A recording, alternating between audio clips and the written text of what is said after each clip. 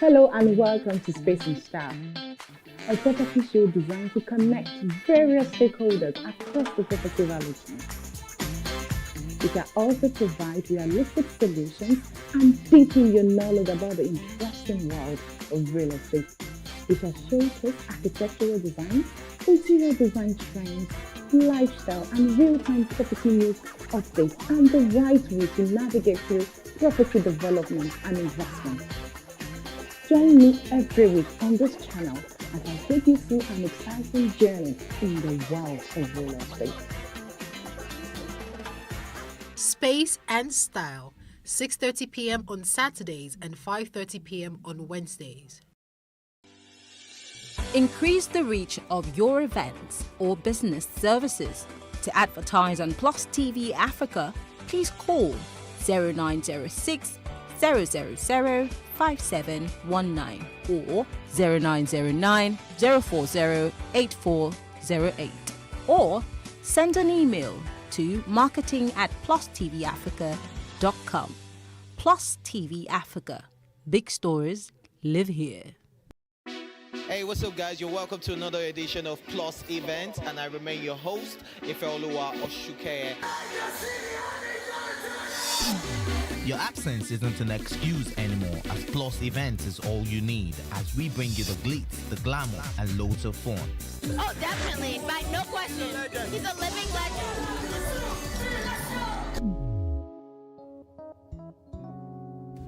Oh, God forbid, Holy Ghost fire, no. I just want to be blown away. I want to be wild. This is 11 years of doing it.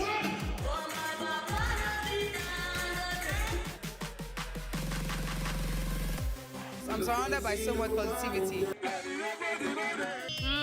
No, it's okay. Yo, what's up, my people? It's your boy Starboy Terry. You're watching Plus Event on Plus TV. Stay glued to Plus TV Africa every Saturday and Sunday, 4:30 p.m. West African time. So what are the top decisions that the United States considers necessary that Nigeria must take? I like to think of my interactions as conversations, not interviews. And that's why I say asking questions is both an art and a science. Everyone says in Islam you are allowed to have 4 wives.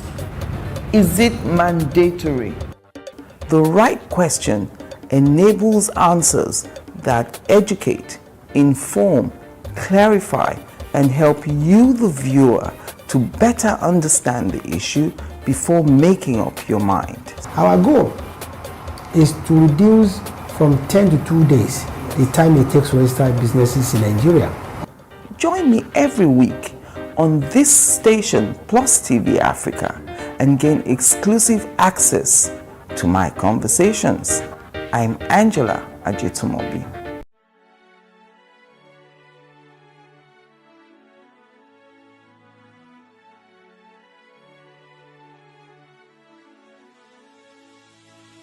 It is engagement we need to have. Those who suffer miscarriages are never taken into account. Members of the National Assembly are also influence peddlers.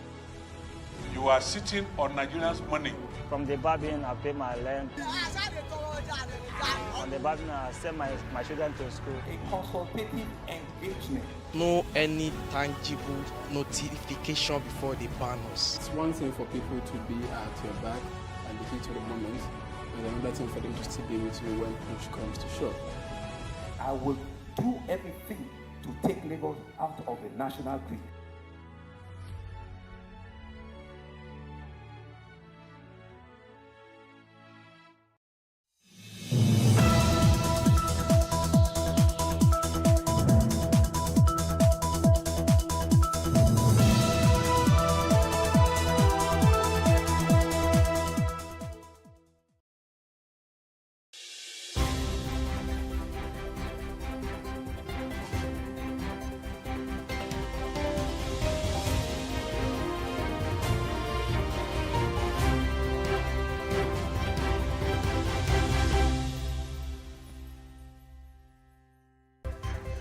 On the breakfast this morning, the Federal High Court in Abuja dismissed a suit seeking to sack Governor Ben Ayade of Cross River State and his deputy. We'll be looking at the implications of all of this morning. Will Chelsea get hammered by Real Madrid in their second leg? Can they retain their status as the champions of Europe? And like always, we will be reviewing all the top stories making headlines on the front pages of major dailies across the country.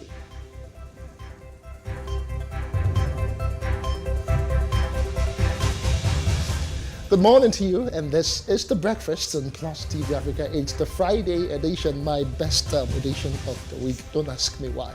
My name is Justin Akadonye. And I am Messi Boko. It's a beautiful Friday morning. And it's good to know that you're on the other side and you're part of the breakfast. Yes. Mercy, like I always ask every Friday, what are your plans for the weekend? I don't know, really. I mean, you know how it can be with this. Let's see, go to the beach, have some fun, go do your nails or whatever you guys do. And I don't mind if you can send me some money. Okay, fine. Don't worry, I'll send you a check. Just tell me how much you need. No, but seriously, it's the weekend. As much as possible, just try and relax. I definitely hold you to this one. Say that again. I will hold you to this. No, we're very far. So before you hold me out, I'll run away. So today is Friday, and we are thanking God. As much as possible, just try and relax. Have a restful weekend. Do what makes you happy and just unwind as much as you can. Let us move to top trending. MC Oluomo is in the news, and he's been made chairman of the PAC management committee. You remember the story of what happened with the NURTW after he was dismissed as the chairman in Lagos. Right now, from what we hear from the Lagos state government, he's been appointed as PAC management committee chairman. He is going to be in charge of all the parks and garages in Lagos state. Well, I mean, that's contrary to, what a lot of persons had expected prior to the time where you had that suspension coming, shortly after the suspension, and then you have the appointment. Now, popular opinion, a lot of reactions from Nigeria. A lot of people said, oh, it was the sweetest news they've had, in a very long time. His suspension should be forever, because you can't have agberos, in the words of this person's, be above the law. And this is an opportunity for the governor of Lagos State, Sanwo-Olu, to reorganize the union. However, can one man be stronger than a state or a state governor? The Nigerian police should be at alert to arrest anyone of them who may want to disobey the governor's pronouncement. So happy for this. I mean, this is it. So you also have another reaction saying if the Lagos state government can do this, it will restore their credibility and integrity. The Lagos NURTW are a group of thugs that unlavish violence and intimidation on transport workers under the guise of collecting dues and levies, monies that are unaccountable. And when the election comes, the militia arm of the Lagos state government will come forward. I mean, these are popular thoughts following that suspension. But I mean, you see how everything turned out. First of all, a lot of people saying that, when we actually had that hint from the Sun, who said he was appointed as the general manager. And of course, some people are saying, okay, there's a different, that was fake news, and this is the real news now. But however, there's an appointment as you want to look at it. But if you look at the career of MC Oluomo, it's been characterized by turbulent, there's so much turbulence with him and his leadership at the time. You want to talk about the fact that his leadership faced a lot of violence and war. Once upon a time in 2019, he was shot during one of the APC rally, and he was in the hospital. Yes. And some people are saying that campaigns and all. Yes. There's been a lot of accusations. So one would expect that if you suspend someone, the reason why the transport union had suspended him was for the issue of insubordination, intimidation, incitement, and what have you. The best thing to do is to investigate and look at the issue before you're now giving an appointment. So, I mean, an appointment. So there's a lot that's going on. It gets a whole lot of tongue wagging, as in, why must it be MC Oluomo? Does he have like a perpetual agreement with the state government? He was, some people have termed him the boss of the Agberos in Lagos. He was the chairman of the NURTW. Before long, he was suspended. And right now, he's been made to supervise all the parks in Lagos. Why must it be him? A lot of people are questioning that. Are there no other, suitable person who could actually manage all of the affairs of the parks in Lagos State? Is it that what would I call it? His antecedent, his background. That's the question. Is it that he's the only one that can deliver on the job? Now, let's not also forget the fact that a lot of persons have also accused him of organizing thugs, disrupting political process in Lagos. 2023 is here, so there's a lot of conspiracy theory, a lot of speculations being put out.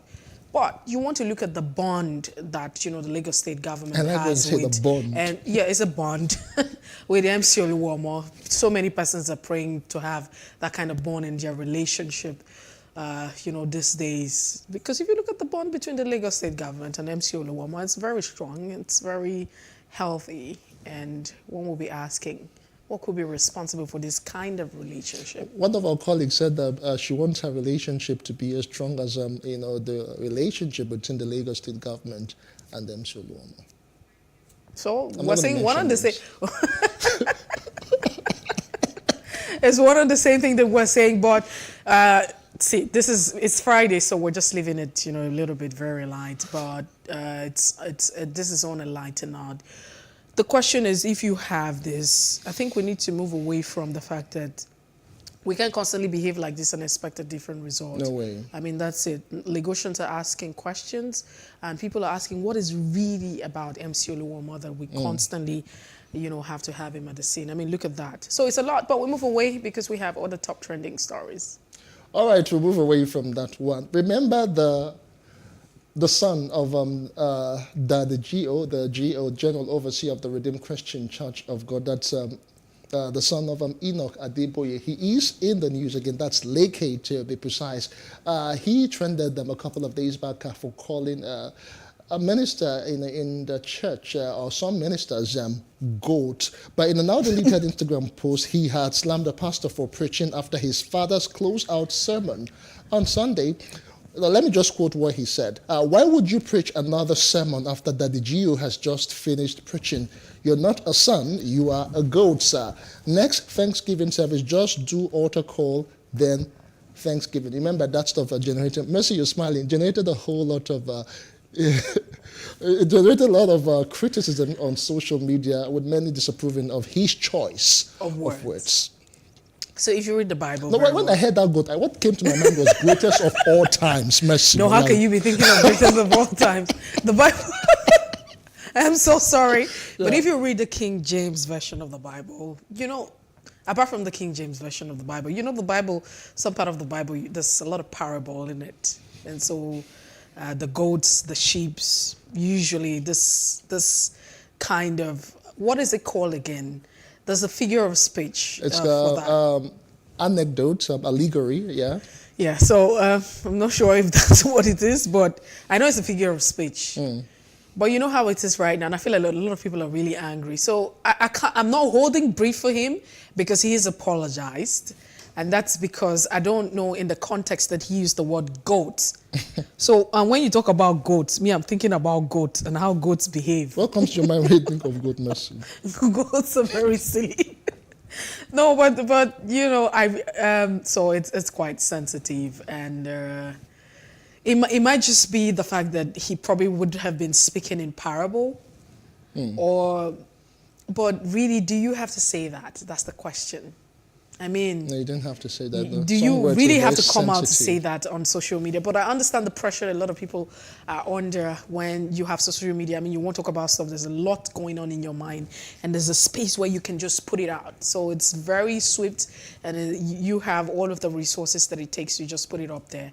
So I think that's on it. I'm not trying to hold brief. But I'm just looking at, all of the circumstances surrounding that. Some people would say probably it was a parable that he was making. I don't understand what the laws are. I mean, what exactly went wrong? Do they have an order of service? Did the pastor breach the order of service? And if he did, in a Christian association or gathering like that, what would have happened? What would you expect? That he would call the pastor in question? I'm sure that he has access to this pastor and just call him and say, hey, I don't think that this is fine. I don't think that this is fair. But, you know, rather than bringing it out and saying a goat, maybe he was speaking in parables. I'm just trying to say, because in the Bible, you know, there's a lot of parable that talks about sheep. Even in the Bible, there are sheep, but there's no goats. Yeah, there's no really goats. Good. Goats. Yeah, so there's goats in the Bible, there's sheep, yeah? Yes. But you know, goats are goats. Goats but the sheep, they always follow the shepherd. They listen. So goats are disobedient. So I'm just thinking that it was just, you know, a figure of speech that was used, trying to sound like the Bible. And, you know, the King James version of the Bible, you know how it can be. Dickiness mercy, King James now. No, but it's a good thing that he's apologized. We live in a time where there's a lot that's going on. We need to just be very careful and be very sensitive with our words and our actions. Yes, you know, you're right, Ed's where another man's begins. All right, let's talk about something that is also trending in the United States of America. Let me just read a bit of an intro there. The United States Supreme Court is to include a black female justice for the first time in the 233-year history after the Senate confirmed Justice Ketanji Brown Jackson to the 9-member bench. She's a black woman, and she is the first black female justice in the United States of America. And something very interesting about this particular development is that it was actually a bipartisan thing, because 3 members of we have the Democrats and the Republicans now. I was thinking of ABC to PDP. Don't even. 2 members of the Republicans actually joined with the Democrats to give her the number of 53, in which she used imaginary. Invariably, we have the Republicans actually supporting the Democrats on this particular development. Well, so it's actually a beautiful moment for, you know, the black. Would it be okay to say the black race, black community? It sounds like we're already sounding very racist, but it's a good one. You see, so women are women. Winning at this point in time is a win for women across the world. My producer says it's a good one for young girls too. You know, you know what Lupita Nyong'o said when she won.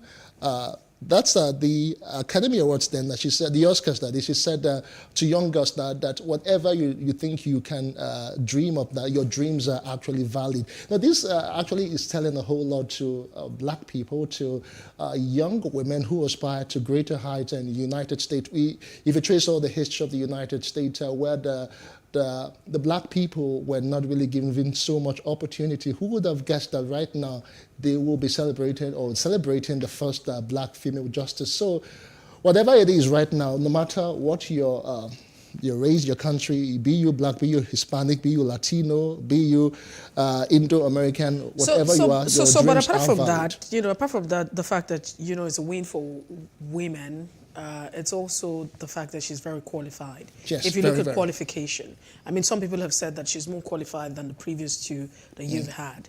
And so this is actually a plus. So it goes beyond saying, hey, you're a woman, but you also need to walk yourself to that part where we're talking about I think we should learn back here at home in Nigeria. We should actually look in this direction where women, if they have the opportunity, if they have the credentials, if they have the pedigree, whatever it takes to get a job done, we should not discriminate. We should not say because, it's a man's word here in this part of the world that will not give such appointments to women. So I think we have a long way. It's a long way for us to go as a country. We still have to grapple with the issue of, you know, cultural beliefs. I mean, you have a lot of cultural, religion, and all of that. Cultural sentiment, and then you also have, you know, some religious sentiment.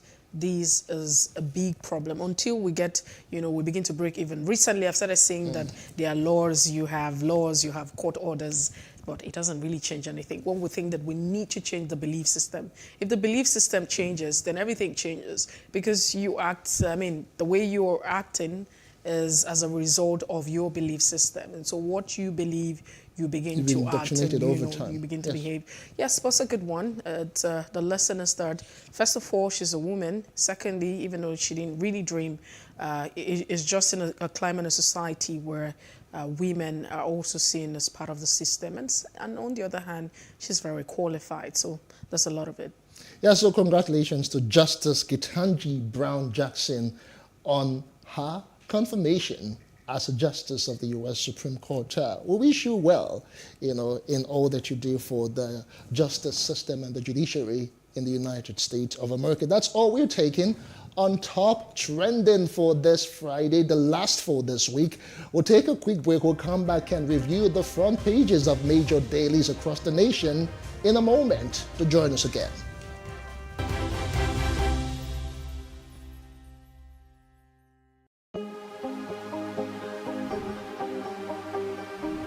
Is it for upcoming artists to blow in Nigeria?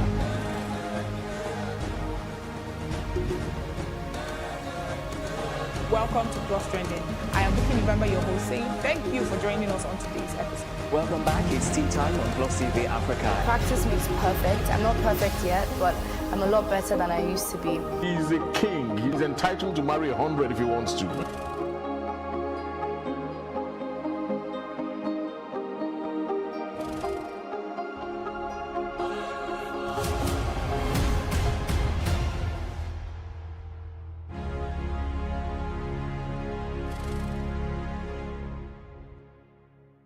How can we have peace without justice? Plus Politics. It's not just another political conversation, it's about keeping you in the know. The relevant interviews, asking the tough questions to those that matter. Get the answers you need. Does it mean that the people who were injured, people who were shot at, those who were involved in that stampede are not going to get justice? It is unfortunate, it is sad that we have a government of deaf and dumb. Analysis from top experts. The last election was not really an election. We feel that Obasanjo has a very special place in his heart for hating Ijaw people. I think it really boils down to two things. One, trust and accountability. Plus Politics, every weeknight at 7 p.m. on Plus TV Africa.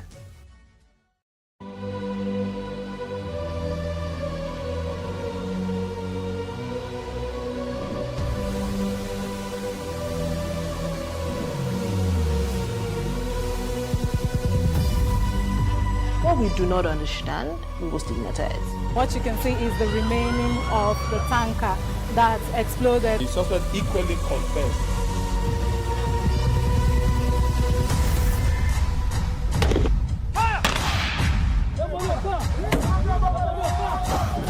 A 500 naira they collect them. If you don't talk, then go beat you. Now 2,500 they pay.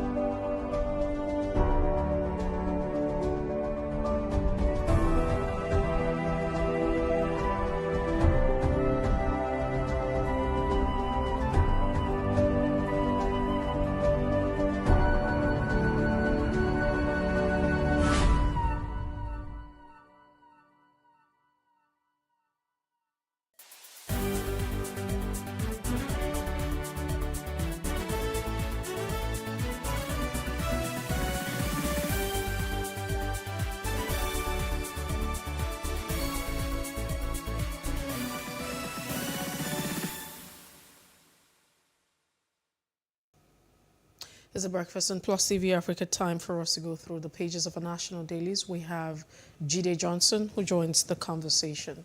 It's good to have you join us this morning, Jide Johnson. Good morning, Mercy, and good morning, Justin. Good morning to you. And good morning to all of you all over the world. Good morning to you, JJ. We will start off with the Daily Trust newspaper this morning. We're looking at the front pages of the dailies of the Daily Trust, and the banner caption would be the focus. Pressure mounts on Pinnick, talking about Amaju Pinnick to resign over Qatar 2022 failure. That's a bold caption. He ought to have resigned long ago. A rider, Senate summons embattled president and sports minister. Third term ambition in jeopardy. Wow, who's having a third term ambition? It's also another question. But of course, we're talking about Amaju Pinnick right here. Buhari writes reps and seeks 965.42 billion fresh loan. Buhari writes reps and seeks 965.42 billion naira fresh loan. Wow. Defection, no provision to sack Governor Ayade and deputy. That's what the court is quoted to say. That court judgment. And just before we move away from the Daily Trust newspaper, you have RMAFC reduces federal government's allocation to 45.17%, increases states and local governments. Federal High Court bars journalists and public from terrorism trials. And this is what you find here this morning. And another says, Kwara community chief nabbed over rape and mother of 2 women. Very sad headline right there on the Daily Trust, but that's the much we can take this morning. All right, we'll move on next to the Nation newspaper. The lead story for this morning, attacked train, families of abducted passengers protest. Above the masthead are the stories making headlines this morning. 2022 budget deficits to hit 7.38 trillion naira. Mass redeployment in police. All right, Ondo Governor Akeredolu not ill in Germany. All right, there's also a story, and UBA, but let's just leave that one. Let's see if we can take more stories on the Nation. RMFAC proposes 3.3% cut in federal government allocation. State councils to get more. Let's see, let's take one more on the Nation newspaper. Lagos appoints MC Oluomo, retired AIG Odumosu, 23 others park managers. Those are all of the stories you can find on the front page of the Nation newspaper. Away from the Nation, we take a look at the leadership. You have President Muhammadu Buhari, that's PMB shocks states, local governments, and differ new sharing formula. I take that again. PMB shocks states and local governments as differs new sharing formula. You have that as a bold caption. The RMAFC proposes 45.17% for federal government and state 29.7% and local government 21.04%. I like how the leadership breaks it down. President seeks approval to borrow more for 7.35 trillion naira budget deficit. And that's a lot for us. But these are the riders underneath the bold caption this morning. And defection, court cannot sack you, judge tells the governor of Cross River State, Ben Ayade. And Vice President Yemi Osinbajo will address presidential ambition in matter of days. That's also another header. APC has done so much for Nigeria, the president is quoted to say, and says Nigerians will vote us again. The president said that yesterday to the All Progressive Congress, that the All Progressive Congress has done enough for the nation and its citizens, especially, in terms of certain issues. But these are some of the stories that we can take this morning on the leadership. All right, the final paper we are reviewing is the Punch newspaper. The lead story, National Assembly fights Malami back, appeals Electoral Act judgment. With some riders there, President Buhari's ministers await final verdict, puts 2023 ambitions on hold. Lawan gives aides planning to contest ultimatum to resign. Omar Gege's men comply. Cross River APC asks Ayade's men to resign. Bauchi governor orders aides to step aside. 2022 budget deficit jumps to 7.35 trillion naira. Buhari to borrow 965 billion naira. U.S. Senate confirms first black woman for Supreme Court. Makinde declares interest in seeking re-election. After denial, Lagos appoints Oluomo head of Parks Garages Committee. More stories on the Punch. Adeboye's son Leke apologizes for calling pastors goats. My father raped me for 1 year on beach girlfriend's house. I don't know. Okay, let me take that again. My father raped me for 1 year on beach girlfriend's house. That's a Lagos teenager saying. Ogun youth's friend rape, kill OAU graduate, suspect, parents celebrate, arrest. All right, suspected Russian leaders target Nigerian website, Heat bets Niger. NNPC seeks special court to prosecute oil thieves. Others, Buhari gets Ramfak's new revenue sharing formula. States, local governments get more. Train victims' families protest at Transportation Ministry's briefing. I await action over comments on Ige's murder. That's according to Shoyinka. Those are some of the stories, most of the stories you can find on the Punch newspaper this morning. All right, let's have Jide Johnson join the conversation. Jide, it's good to have you join us this morning. Good morning, Mercy. Good morning to all of you. We start with the Leadership newspaper. One of the headlines on the Leadership talks about the fact that the president said that the APC has done so much for Nigeria. And that happened yesterday when he was receiving Abdullahi Adamu, the newly elected chairman of the APC. Now, he said, to be very precise, in the area of infrastructure, agriculture, and ICT, as well as the welfare of the people. What do you make of this? Well, the inquest is on.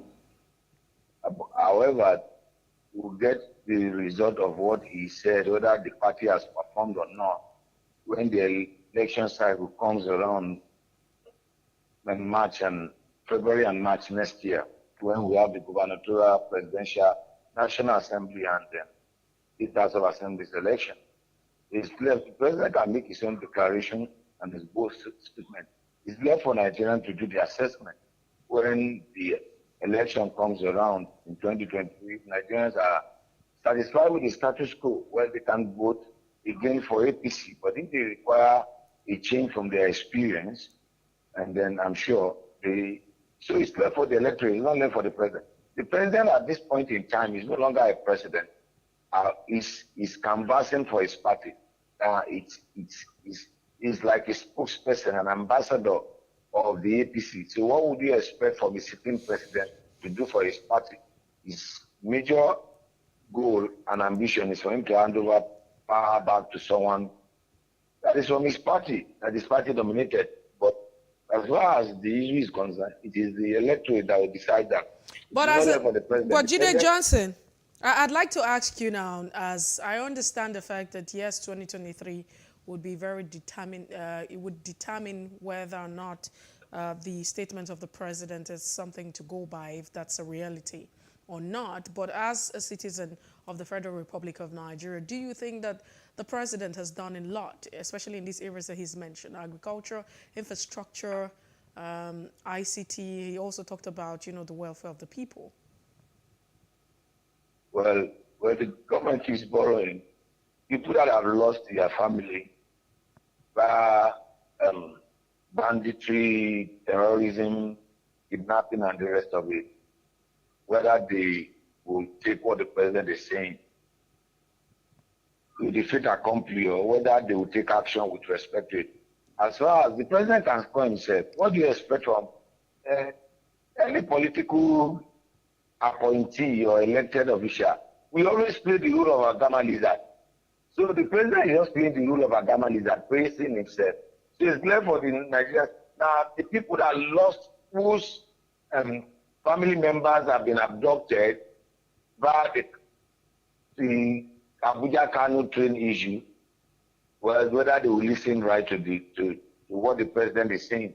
An average Nigerian that is battling on how to survive, whether the person will accept what the president said, we will get the government we deserve in 2023. That's what I've told everyone that cares to listen. It is left for the electorate. If the electorate are satisfied with the APC, let them go ahead and vote APC.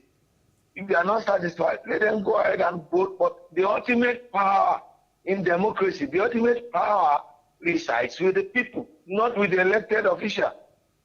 So when the electoral cycle starts and we go into the main proper election, then the APC will see scorecard, the PDP will see scorecard, and all those that are aspiring for political offices will see their scorecard.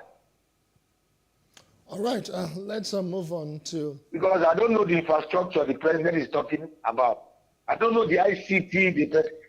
I live in Lagos. I work in Lagos. Where is the ICT hub that you could use, that you could access and connect with the internet highway without paying for it? All right, let's move on.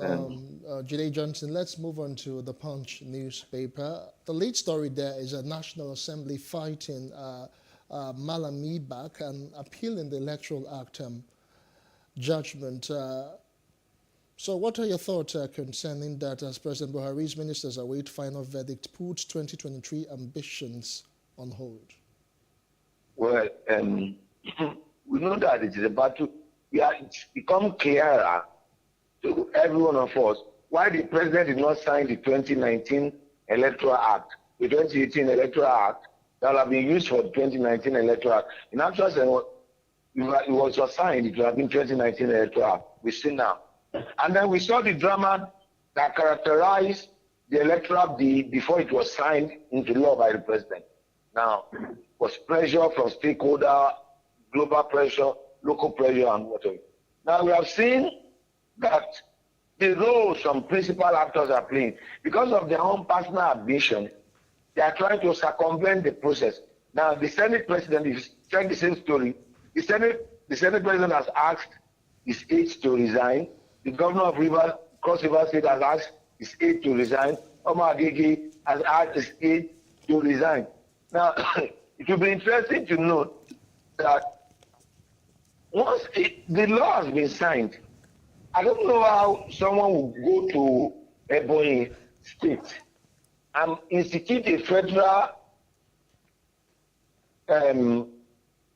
court process to truncate. If they don't have anything to hide, why did they not do it in Abuja? And then why would they be making prayers to seek the Attorney General to enforce the prayers they are seeking from the court? Some of them will lose out. Some of these ministers will lose out because, look, in 2019, INEC was bold enough to excuse some parties. For example, in Zamfara State, APC did not have candidates. In Rivers State, APC did not have candidates as a result of flawed primaries process. So the Electoral Act is there.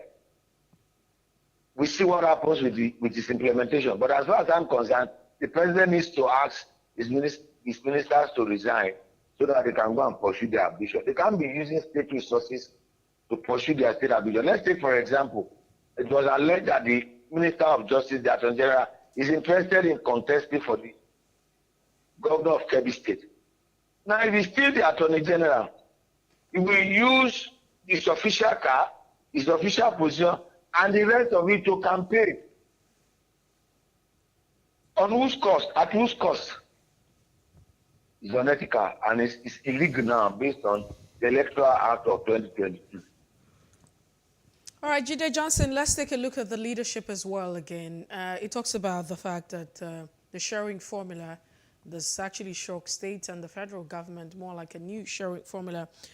You have, or the sharing revenue, you have the federal government proposing 50.65% for self and for states to get 25.62% and local government to get 23.73%.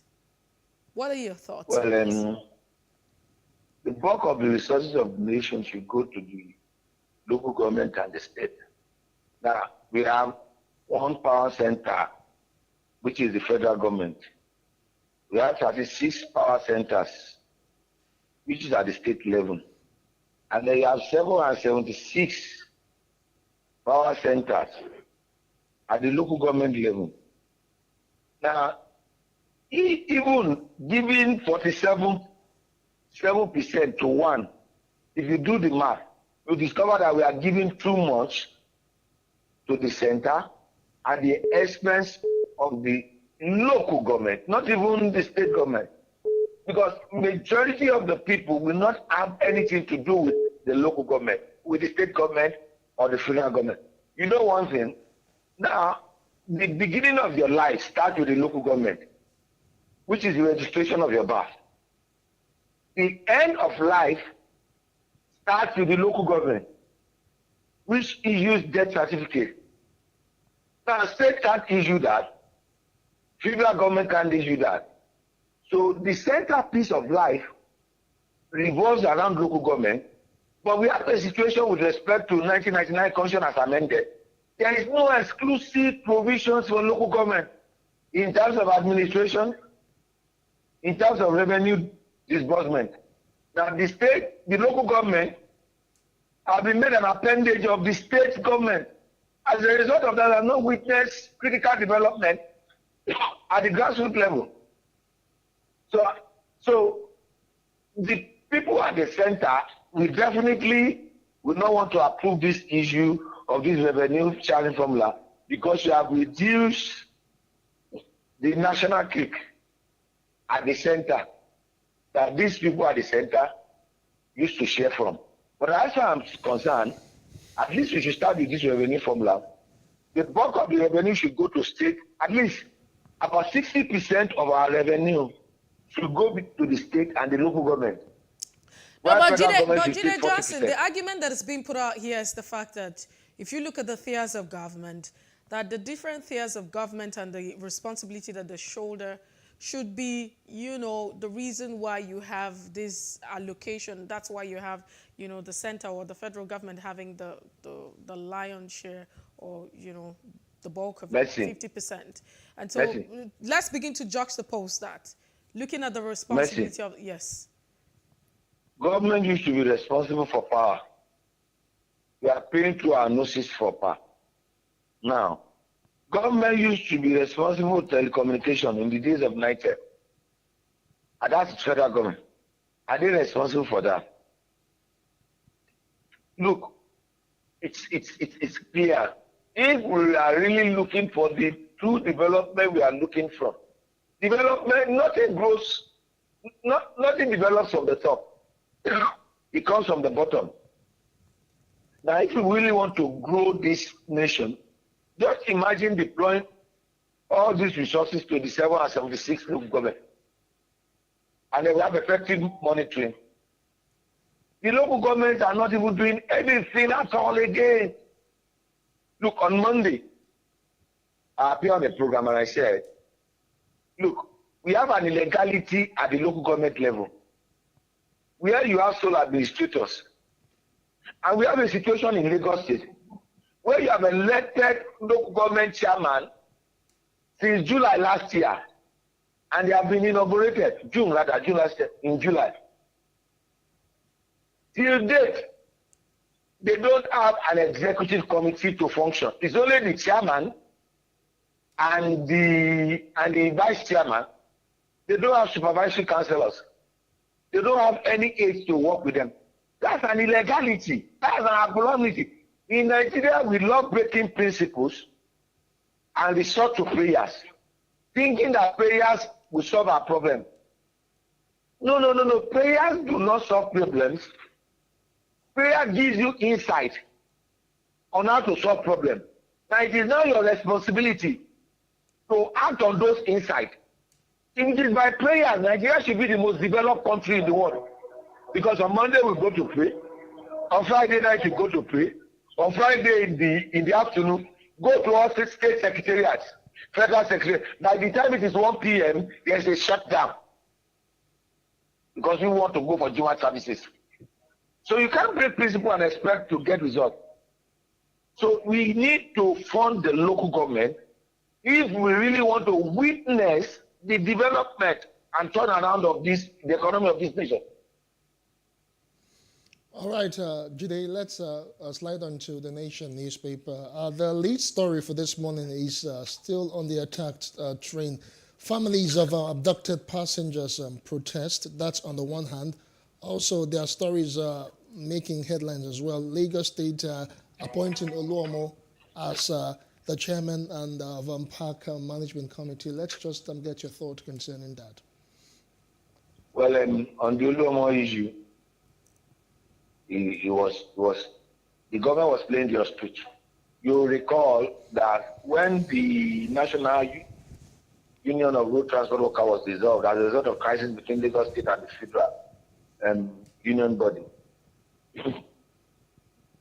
there was this news that was spreading around that government has instead park managers and that Oluomo was made the chairman. The government denied it. The spokesperson to the governor denied it. Now the reality has dawned on every one of us because he has been appointed as the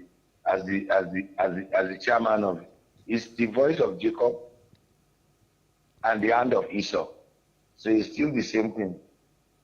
The same set of people. When government said they've taken over the parks, we still saw the people at the parks, still the members of NRE, TW, loyal, the faction still loyal to MC Oluomo.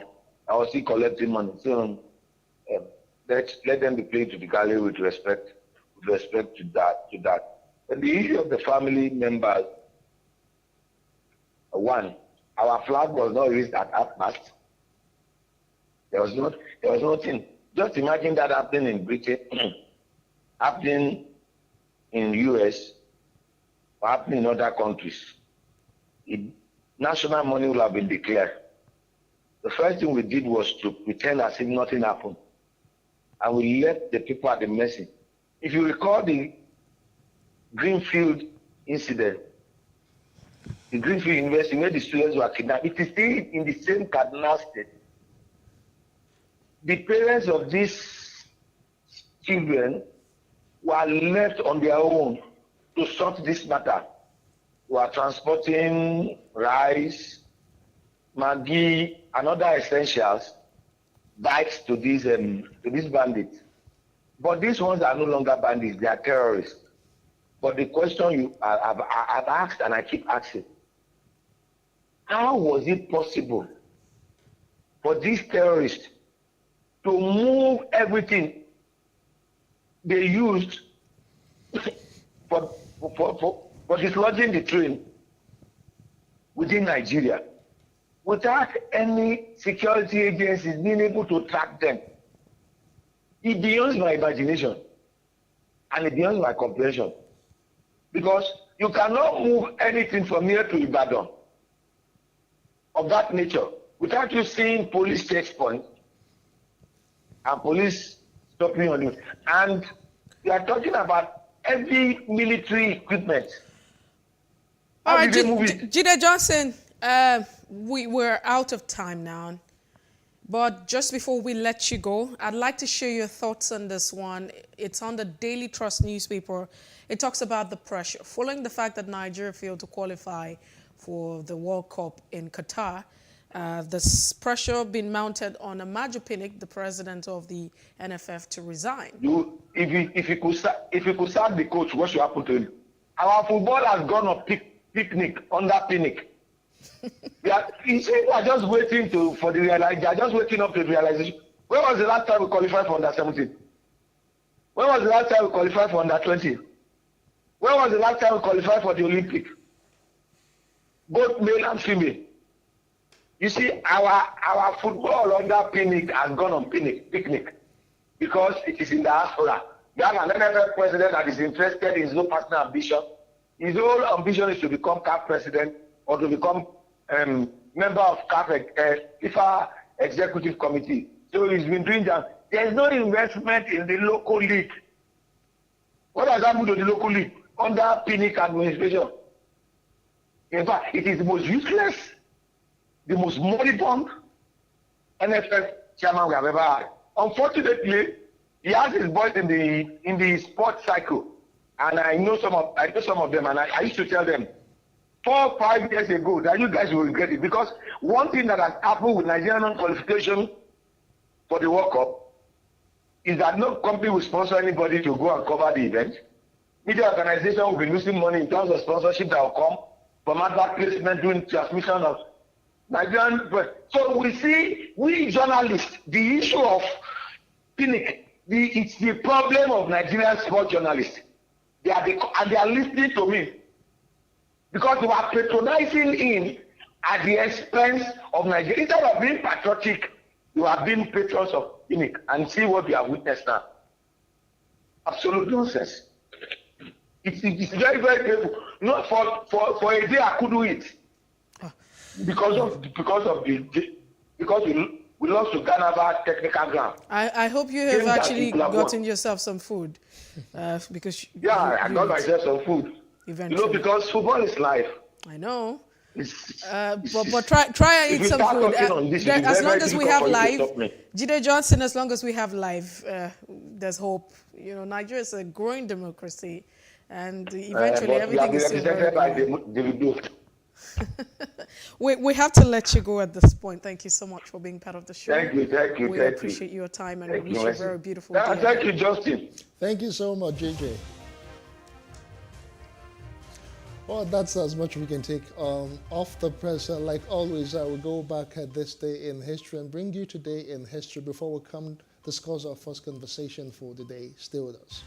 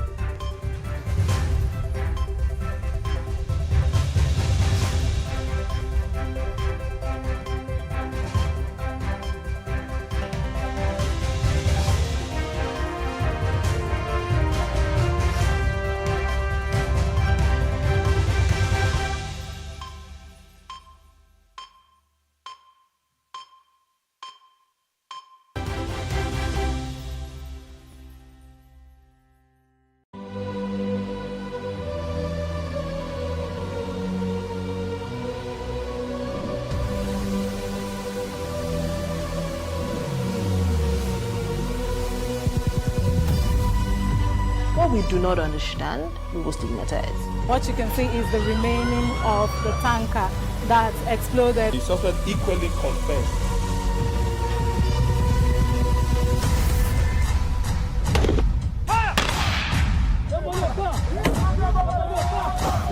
A 500 naira they collect am. If you no talk, dem go beat you. Na 2,500 they pay.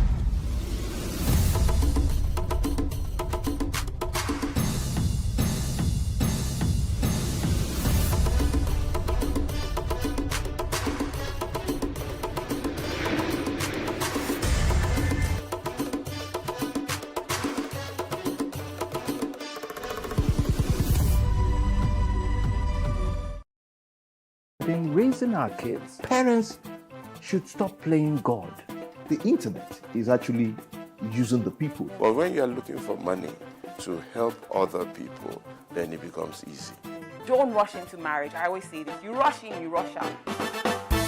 Family is the bedrock of every society and the essence of life.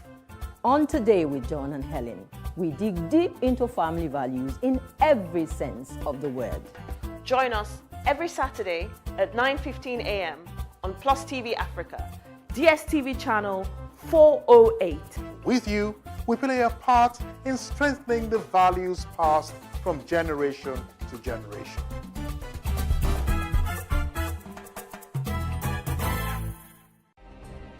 Nigeria's Niger Delta region, from where the black gold fuels Africa's largest economy, where the lines between wealth and poverty has never been thinner. Conflicts, poverty, insecurity, and environmental challenges daily confront the region. How can the Niger Delta story be changed for the better? Join Mamude Akuga at 9 p.m. every Friday evening on PlusTvAfrica as he probes deep in search of solutions. Inside the Niger Delta with Mamude Akuga, the authentic voice of Nigeria's oil-rich region.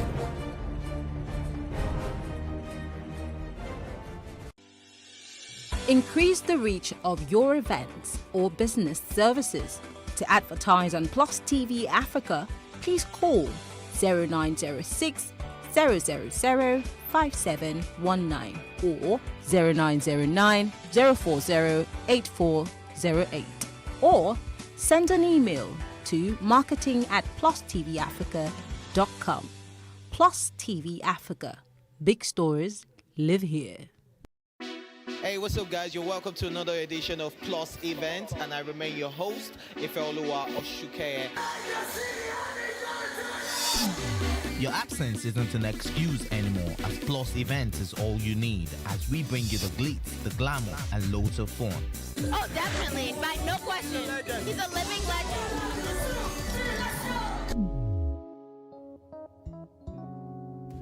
Oh, God forbid, Holy Ghost fire, no. I just want to be blown away. I want to be wild. This is 11 years of doing it.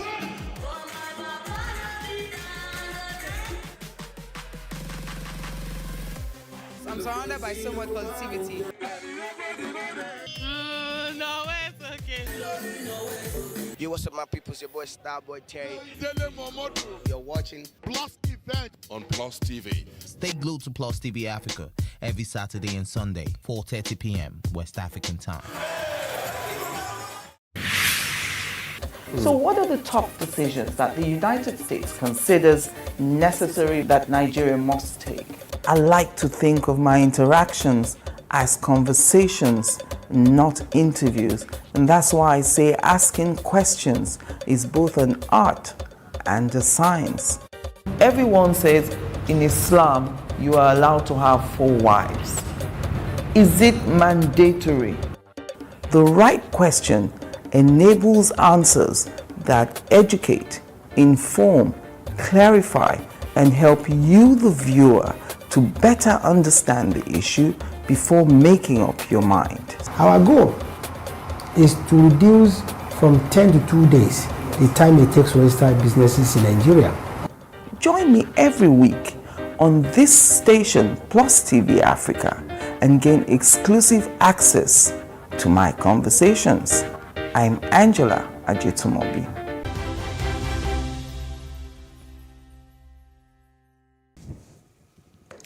Welcome back. It's still The Breakfast on Plus TV Africa, and we are looking at what is happening in Cross River State as a court has failed to sack Ben Ayade after his defection. Let me just give you a bit of a background to the story. The Federal High Court in Abuja on Thursday dismissed a suit by the People's Democratic Party seeking the removal of Governor Ben Ayade of Cross River State for defecting to the All Progressives Congress, the APC. Delivering his judgment on the suit, the judge, Taiwo, held that a governor cannot be sacked on account of defecting from the political party on whose platform he was elected to another. The judge based his decision on the last Friday's judgment of the Court of Appeal in Enugu, which dismissed an appeal filed against the Ebonyi State Governor, Dave Umahi, on account of his defection from the PDP to the APC. Taiwo had on Wednesday entertained argument from lawyers to the parties in the Ayade's case to determine the significance of the latest decision of the Court of Appeal on the implication of the defection of the governor from one party to another. All right, we have a legal practitioner joining us right now to discuss the merit of the case and try to make some sense out of it. We have Leonard Anyogo joining us. Good morning to you, Leonard. Good morning, and thank you for having me this morning. Yes, it is our pleasure. Let's try and break down all that happened with the court, decision yesterday, and inasmuch as the PDP say they are going to appeal again. Can you break it down for us? What happened at the court yesterday? Well, thank you again for having me this morning. At the Federal High Court yesterday, presided over by Justice Taiwo. The matter actually came up for judgment, and the judgment was delivered. But the background of it is that a day before that judgment was delivered, the Federal High Court called on the counsel for both parties to address it on the judgment of the Court of Appeal of Enugu Division between Senator Ugwoji and Umahi case that clearly stated that defection is not one of the grounds for removing a serving governor. So the council did address the court. And so it was adjourned to yesterday for judgment. And in what I would call a major judgment on the issue of defection of governors or elected executive, both the governor and the deputy governor from one political party to another, was laid to rest yesterday. But the take is that it wasn't the first time that the issue of defection of executive was being dealt with by the court. In fact, the Supreme Court in AG Federation and Atiku had clearly stated that you cannot remove the vice president, the then vice president Atiku Abubakar, from office because he defected from PTB then to ACN. So that principle was applied by the Court of Appeal in Enugu Division, where it clearly stated that defections is not contemplated by the Nigerian Constitution. In fact, if you look at section 180, 188, and 189, these are sections of the 1999 Constitution amended that clearly stipulate circumstances where a state governor or a deputy governor can be removed from office. This, that he either resigns voluntarily, maybe he resigns, or he dies in office, or is incapacitated, or is removed by impeachment. So defections was not contemplated by the Constitution.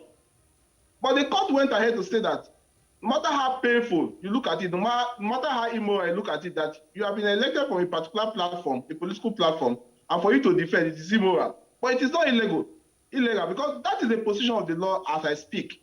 Because if the intent of the Constitution contemplated defection for the executive would have been clearly stated.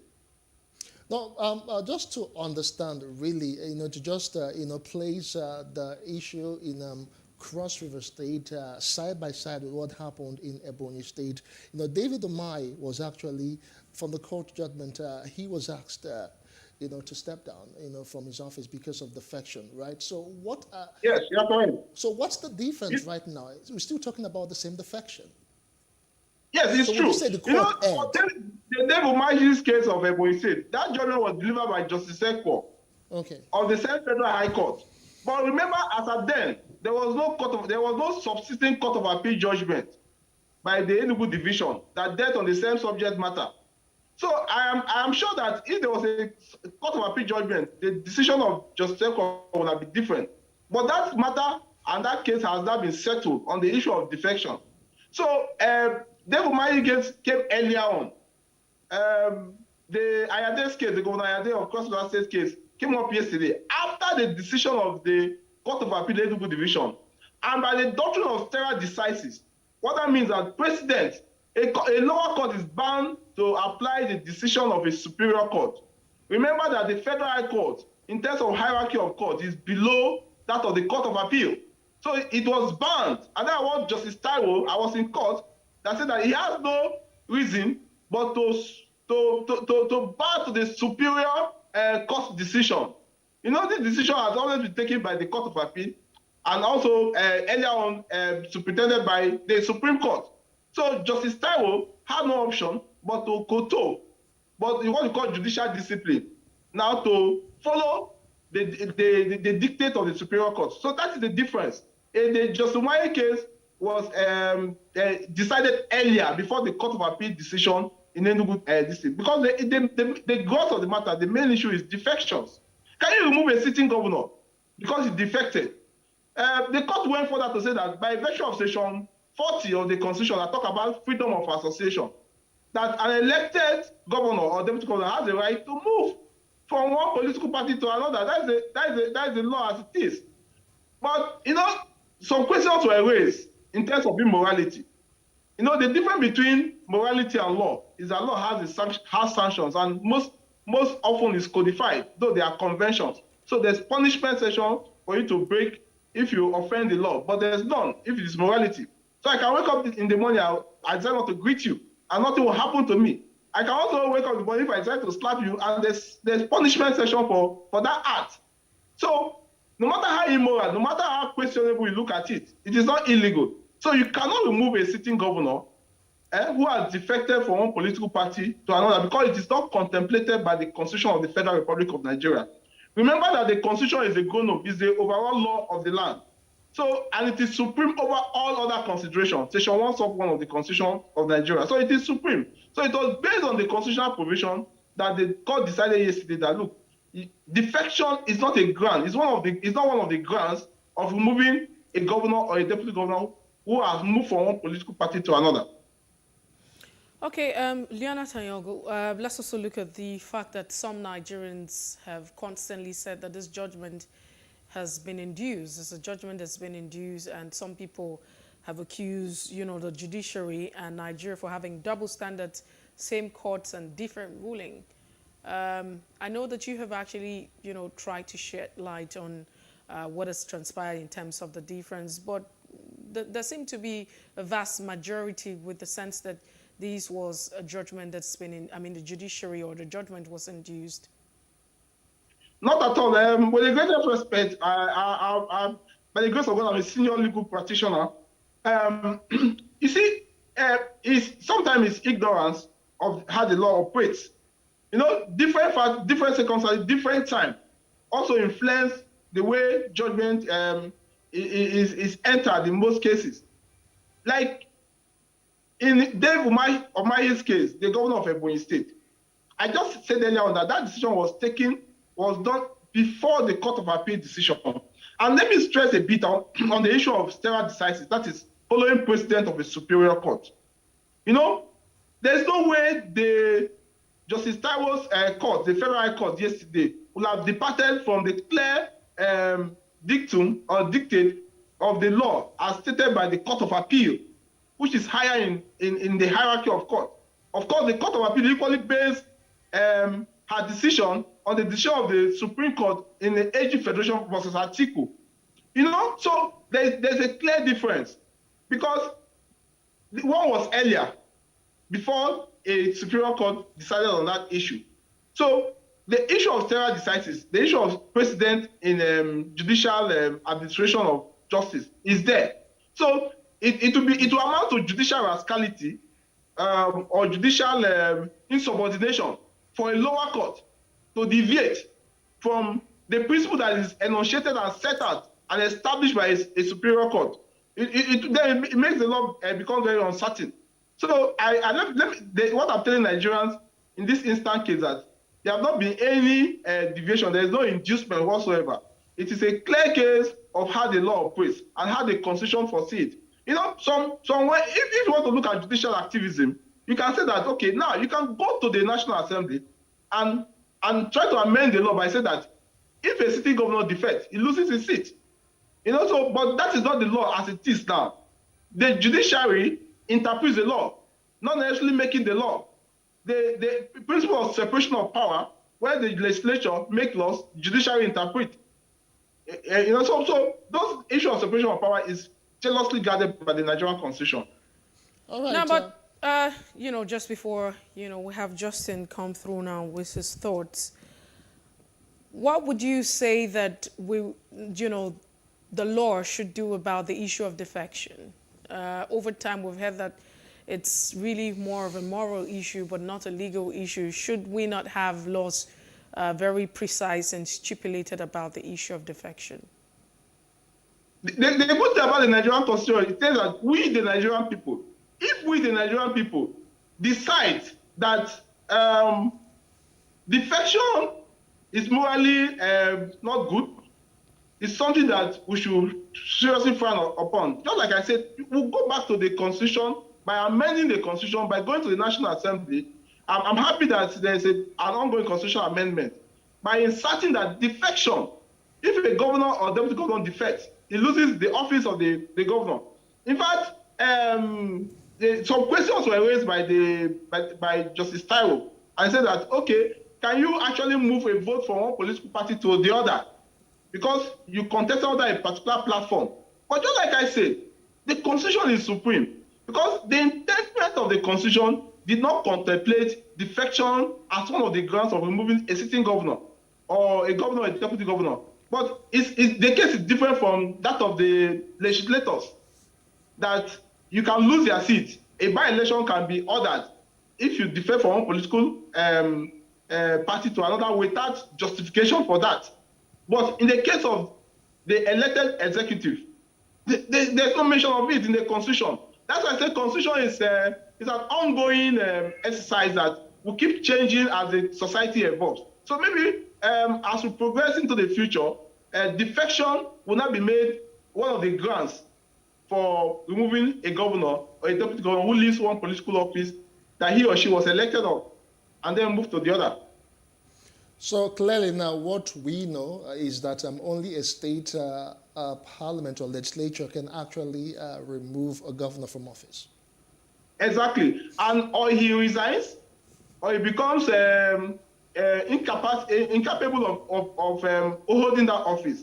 So if you look at section 180, 188 and 189, those are very clear provisions of the Constitution that tell how a governor can be removed from office, or how a governor can vacate office, or his tenure has elapsed by inflation of time, maximum 4 years, and if he's re-elected, 8 years. So like in the case of Governor Ayade, his tenure will come to an end on the 28th of May, 2023, and on the 29th of May 2023, a new governor in Cross River State will be sworn in to take over from him. All right, so, Leonard, you talked about legality versus morality in all of this. Now, with all of this that is happening right now, what does this really tell about the factions in the country? Since there is no clear law which states that a governor can be sacked if he defects from one political party to the other. In future, don't you think we'll be having just arbitrary defections of governors from one party to the other over time? Well, I keep saying that we're an evolving democracy. In 2019, in the UK, where I sit as a member of the Chatham House, I did an article on African leadership. That African leadership, when I talk about Africa now, Nigeria inclusive, that we must continue to engage with the people. We must continue to evolve policies that come from the people, rather than the few privileged persons that find themselves in office. And of course, the consciousness across the African continent, including Nigeria, is there now. So it's an evolving democracy. Evolving in the sense that we look at things that can be done differently. for a better society. So it keeps evolving. We cannot be static. And that's why this issue of restructuring, when people say restructuring is not dividing the country into different political zones. It's the way we look at things, the different ways we do things from what it is. If things are not working, we'll do it differently. On the issue of defections, I can tell you that I'm of the view that defections is morally wrong. But as a lawyer, that is a provision of the law. So if I'm given opportunity, I could say that I could advocate that defections for political stability, the law should abhor that. Because for me, I think that there's actually no difference between the political ideologies or the political parties we have in the country.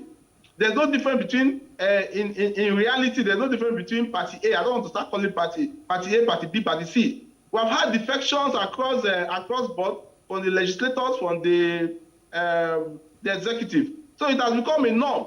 So if Nigerian people now feel that it's high time we got defection to be regulated by statute, I think that would be a way of an evolving democracy. And as an evolving democracy, we can always make the society better by going with the dictate or of the time. So looking at 2023, do we see more of these cases for us in Nigeria? I mean, where there would be several lawsuits seeking to sack governors or deputy governors, National Assembly members, and what have you?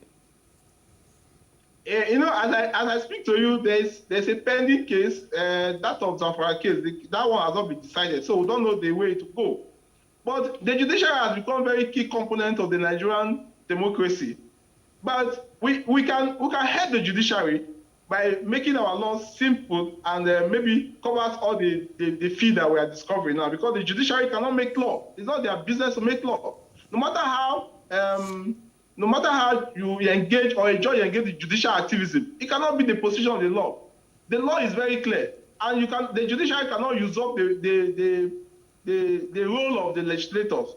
So we are going to have these cases coming, and it's going to build our jurisprudence, our legal jurisprudence, and it's going to guide us on lawmaking and aspiration. The people aspire. People every day want to do things differently. So these litigations are very good for our democracy, actually, because it will help us to build our democracy, and then from there we can evolve to become a better society, a better Nigerian society. All right, Leonard, let's still place, Ebonyi and Cross River State side by side now. Well, the latest development from Cross River State and the judicial precedents that you have talked about, what can be, or what is the likelihood that Dave Umahi can assume power again, or how do I put it, can be reinstated as governor of them? Of his state today? Let me explain something very quickly. Yes, go ahead. He was never removed, or he has never removed from office. Let me tell you one thing. Even when, as at the time Joseph of the Federal High Court made that decision, that was a court of first instance. By our judicial administration of justice, in terms of, there's room for the Court of Appeal and the Supreme Court to have heard the matter. Now, let me give you a simple one so that Nigerians will understand. If a man is sentenced to death, for instance, by the High Court of a state or a High Court of the Federal Capital Territory or the Federal High Court, he's not going to be executed immediately. He's going to be given an opportunity for him or her to exercise his right or her right of appeal up to the Court of Appeal and the Supreme Court. It's the same thing. When you remove somebody, it's not as if the judgment is going to be implemented immediately. There's right of appeal, and then, of course, motion for stay of execution. Once that is done, the person enjoys that office. Otherwise, if you allow the execution of such judgment, then the subject matter in law will become nugatory, because the subject matter would have been destroyed. So the subject matter is preserved. So I can tell you that the governor of Ebonyi State has always been in office, even after that judgment, because he has exercised his right of appeal. He has even filed a motion for stay of execution, and before the Court of Appeal eventually came to his favor. All right, so as it is right now, so he has, the legal, backing to remain in power. But let's talk about defections generally in Nigeria. Mercy talked about the 2023 IFA would have more cases like this coming up. This is just about the governor of Cross River State now, but we have other issues that have come up in other elected offices, House of Assembly, the National, the Senate, and the House of Representatives now. So how do we, make sure that in as much as we want to cross carpet to another party legally, because there are legal justification for all of that, we are doing that at the same time. We're also deepening the democracy, our democracy. At the end of the day, we are not actually confusing the electorate, as it were, because they voted us on the platform of a particular political party, and the next day haven't given them our mandate and everything. They're now in another political party. Well, just like I say, it's an evolving democracy. Defections, even at the court of appeal, that my case said that it is morally reprehensible for you to have been elected on the platform and then you now decide to move and leave that platform. But the law, it is as it is. The issue is that, the law don't operate in vacuum. There are exceptions to most laws. So the law gives you that latitude because actually I would say the law is made for the man and not man for the law. So if the law said nobody should go out on a particular day, there are exceptions, maybe critical emergency, you should be allowed to go out. So those are the exceptions that our viewers should be made to understand, that exception exists to laws, so that the law will be made for man and not man for the law. Otherwise, the site becomes so static and so stifle that we become slaves to law. So the law and the society works together. That's why it is an evolving development of the law. So, but one thing we'll have to look at it critically, let's just leave aside the law. What are the ideologies of this political party? Can you tell me sincerely that even the two major political parties now, what is their ideological differences? Because the US that we copied, the Republican and the Democrats, they have a clear blueprint. But can you tell us, can you say that we have a clear blueprint between the APC and the PDP? One morning you are in APC, the next morning you are in PDP, and vice versa. Look at, with the greatest respect, look at Atiku, he has been in all the parties, Saraki has been in all the parties, from one party to another. So it has pointed out to Nigerians that people are now looking at the person, the personality, running that, vying for that office, not actually the party. Because I can tell you with all the amount of dignity that you cannot say party A is better than party B. You are looking at the persons in that party. So if I decide today I'm in PDP, you now say I'm a good person, for instance, or I'm in APC, I'm a good person. I move to the other party, you now change your mind. What has changed? It is still Barisanyogo. So, but until we get the ideology, the political ideology of a party distinct, and the operators of that political party, I'm talking about the persons, are bound to operate the blueprint, which is called the manifesto.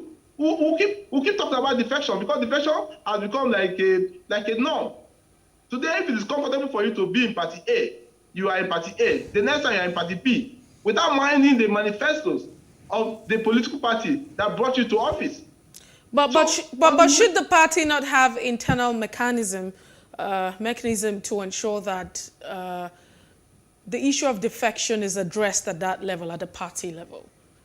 I mean, of course, you know that the party, even though we still have an issue of grappling with the law and obeying the laws of the Constitution, whether at the party level or, as a whole, as a country, we're not very strong on obeying laws and rules. But should the issue of defection not be addressed at the party level? Well, party's administration is very key. And you know that the convention of a political party is the highest organ of a political party. There, in the convention, you can make bylaws, you can make laws for the administration of your political party. But I dare to say to you that the way we administer our political party in Nigeria is still, with the greatest respect, I don't think it's still up to the standard that is expected. Because you must allow internal democracy, you must allow participation. You must allow people to vent their aspiration. That's my take exactly. Of course, it has to boil down to superior arguments. Now, if you expel a man or a woman or a member of a political party from a party, what do you expect it to move? You're going to move to another political party. Or if you feel that he's not being carried along, because I have said several in different fora that politics is about interest. Where the interests of party members are not being carried along, they are going to vote and they will go to another political party. So we need to harness the interests of party members. That is party administration now. Because if you are in charge of a party as a chairman of a political party or whatever role you are, and then you decide to arrogate extreme power to yourself, you don't think. That's why the court says Section 40 of the Constitution of Nigeria guarantees an individual right of association, freedom of movement from one party to another. So because I belong to a political party now, and because my interest is not being fed, you don't expect me to remain in that political party. I'm going to leave. So what I'm saying is that you must harness the interest of members of political party in party administration. Otherwise, defections has come to stay, regrettably so. So party administration is key to ending defections in Nigeria. And of course, following the manifestos of political party will help us a lot as we evolve in our democracy. All right. Barrister Leonard Onyango, we have to let you go now. Thank you so much for being part of the show this morning. We do appreciate your time. It's my honor. Thank you so much. Thank you for having me. And Leonard Onyango is a legal practitioner. He's a member of the Chatham House, London. It's good to have you once again join us. And that's the size of the conversation for us right here, looking at the issue of defection. The courts, the suit seeking the sack of the governor of Cross River State and his deputy for defecting, and all of that judgment. That's it this morning. All right, we'll take a quick break and then we'll come back. We'll be looking at sports in a moment. Stay with us.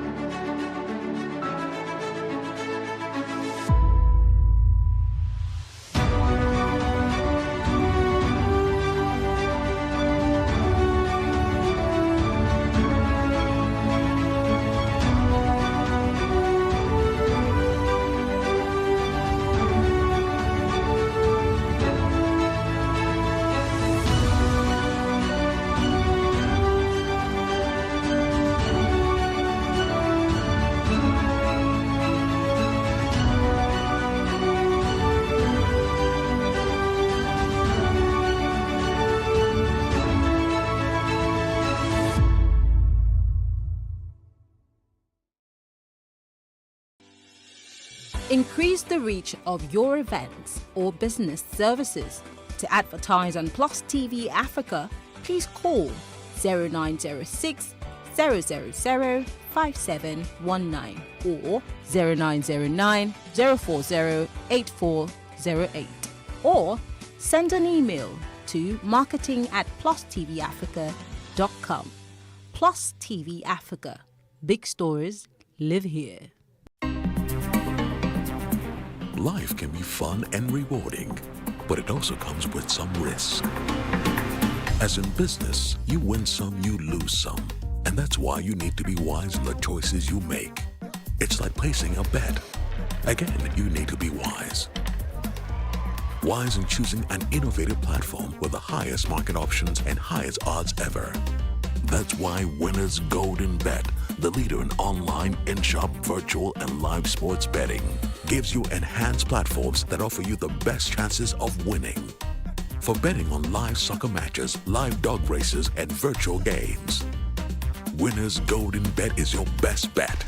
Instant payment of winnings guaranteed. Play online or in any of our numerous shops nearest to you. Hey guys, be wise. Play on Winners Golden Bet. Winners Golden Bet, the wise choice.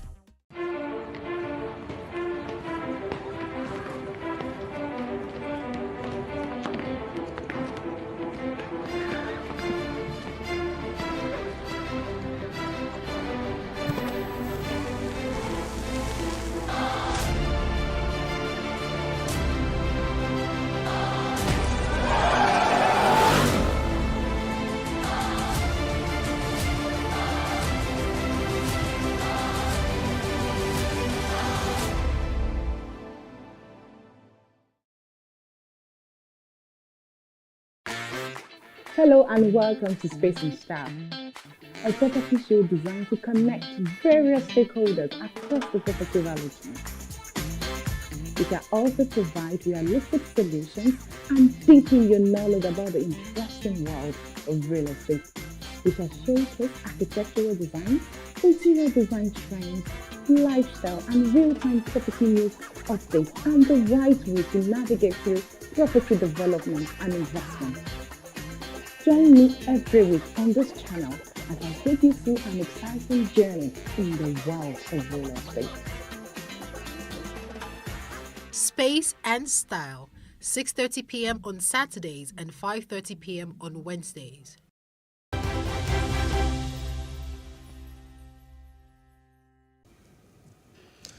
All right, welcome back. It's still the breakfast on Plus TV Africa, and this time around we are discussing sports. Mercy, take it away. Karim Benzema's hat-trick left Chelsea with a mountain to climb if they are to retain their Champions League crown as Real Madrid took a goal advantage in the quarter-final first leg. Now, France forward Benzema, who's been talked about, headed his first half crosses from the Vinicius Junior and Luka Modric to silence Stamford Bridge, while Kai Havertz's header pulled one back before halftime. But the goalkeeper, Mendy's error, gifted Benzema his third Chelsea and the second leg would actually start, on Tuesday, talking about April 2022 on the 12th. Now, joining us this morning is a sportscaster, Moses Praise. It's good to have you join us on the show this morning. Messi, appreciate that. All right, thank you so much. But let's look at some of the highlights for the Champions League. You have some of the highlights, apart from Chelsea losing out on that particular first leg. What do you really make of the Champions League so far? The Champions League is the Champions League. It's a pinnacle of club football all across the world. And if for anything, look, it's been an interesting run out. Chelsea, the defending champion, may not be defending that title unless we see a miracle. But that's the beauty of football, You never give up until the referee decides it's the end of the game. Chelsea may be out of reckoning. It was a poor showing for them, where they lost back-to-back defeats both in the Premier League and the Champions League. I think that was just big defeats. And a big question mark now will be on the number one goalkeeper in the world, and I'm talking about Mendy. The truth was some of the goals he considered were very, very atrocious, schoolboy errors and the likes. And the fact that he's considered 7 goals in 2 games, back-to-back, now everybody's going to be watching him and say, hey, dude, are we really sure this guy is the best goalkeeper at the end of the day? But Chelsea are in a bad rut, and I guess it has a lot to do with them losing their Russian sugar daddy. So are they going to pull themselves out of this one? It's all dependent on how far the players desire this, because I just don't desire them anymore. All right, but let's also look at Villarreal surprising not just Bayern Munich, but the football world. It was actually a beautiful game to see, and the fact that they won because they played beautifully. But do you see them doing the unthinkable in Germany? Yeah, I like the fact that you said it's the unthinkable. You can't even think of it. I trust the Bavarians to actually go back home. Don't be surprised if the scoreline ends 6-0 or 6-something or 5-something. The Allianz Arena is a fortress. And Villarreal, I think they did great. Look, take nothing away from them. I don't think they've actually gone past the quarterfinals of the UEFA Champions League. So to be there and get that win over Bayern, it's a good one for them. Bayern can have those funny days, and I think that was just one of it. But I promise you the return leg is going to be most probably disastrous for Villarreal at the end of the day. So away from Villarreal, we also look at City and Atletico Madrid. The fact that history has never been broken, but you could actually also see a team that comes to break all of that they have achieved over the years. Does this come to you as a surprise? And what are the other surprises that you probably would have seen in the Champions League? There are no surprises currently, Messi, as things stand. I think Man City will more or less finish the job away to the Wanda Metropolitano. That's the stadium for Atletico Madrid. I don't know. I'm thinking maybe it's about time Diego Simeone takes a move. because the truth is he's probably the longest serving managers currently in that maybe in club football, I dare say. He is the most expensive, well-paid manager in the world as regards club football. And he's really done a lot for this Atletico Madrid side. They've been knocked out from this particular stage a few times. Chelsea knocked them out in the quarterfinals last season en route to winning the title. So would it be consecutive defeats and being knocked out of the Champions League in the quarterfinals? It is Man City. The holy grail for them is the UEFA Champions League, even though they've got Liverpool breathing down their neck in the Premier League. And interestingly to see they're playing Liverpool back-to-back, not just in the Premier League, but in the FA Cup semi-final first leg. So all to battle for in that. Man City has shown that for you to excel in anything, you've got to have depth in squad. That they have in droves. So I think that will push them through. So no surprises at all. And Liverpool with the win over Benfica, easy ride. You'll expect them to come back to Anfield and get the job sorted. So if you're asking me what my semi-final pairing is looking like, I'll tell you straight. Well, not pairing, but basically guys who are progressing to the semi-final: Liverpool, Man City, Bayern Munich, Real Madrid. But do you see Liverpool, clinging to it this time? I mean, it feels like after the experience with Benfica, it's been such an awesome time, and a lot of people are saying, hey, there's been several dominants for them there. Liverpool have a shout in this. You can't take that away from them. I think they have a good chance of actually progressing, probably winning this or being in the final at least. But for Man, I think if anybody is going to win the title, Man City has a hand in this. Don't look away from Real Madrid. There's a reason why the UEFA Champions League is their baby. It's their competition. For you to win it 13 times, that is utterly ridiculous. So they just don't know where to put the stars anymore for them as regards the UEFA Champions League. So I think these are the teams that have a massive shout in this. These are the big boys, really, when it comes to the UEFA Champions League. So if any of these other contenders want to bamba, then they definitely have got to show that they can shoot the big boys. And I doubt if that will happen. Hence why I said to you, my semi-final progression: Liverpool, Man City, Bayern Munich, and Real Madrid. This is when Man City has got to show up and nick this time. I don't know if that will happen, but they have a chance. All right, so Moses Praise, let's digress a bit back to Nigeria now. I know that we're talking about the UEFA Champions League, but let's come back, to the NFF. The fact that we failed to qualify, that's generated a lot of reaction. Some persons have not eaten for days. It's been a lot for several football fans, in Nigeria. But right now on the news this morning, dominating the pages is the fact that there's a lot of pressure for the president of the NFF, Amaju Pinnick, to resign shortly after, dissolving or sacking the technical team right there. Well, what are your thoughts, really? Let's start off first with those people who have not eaten for. They need to give me that food. It's much needed in my home.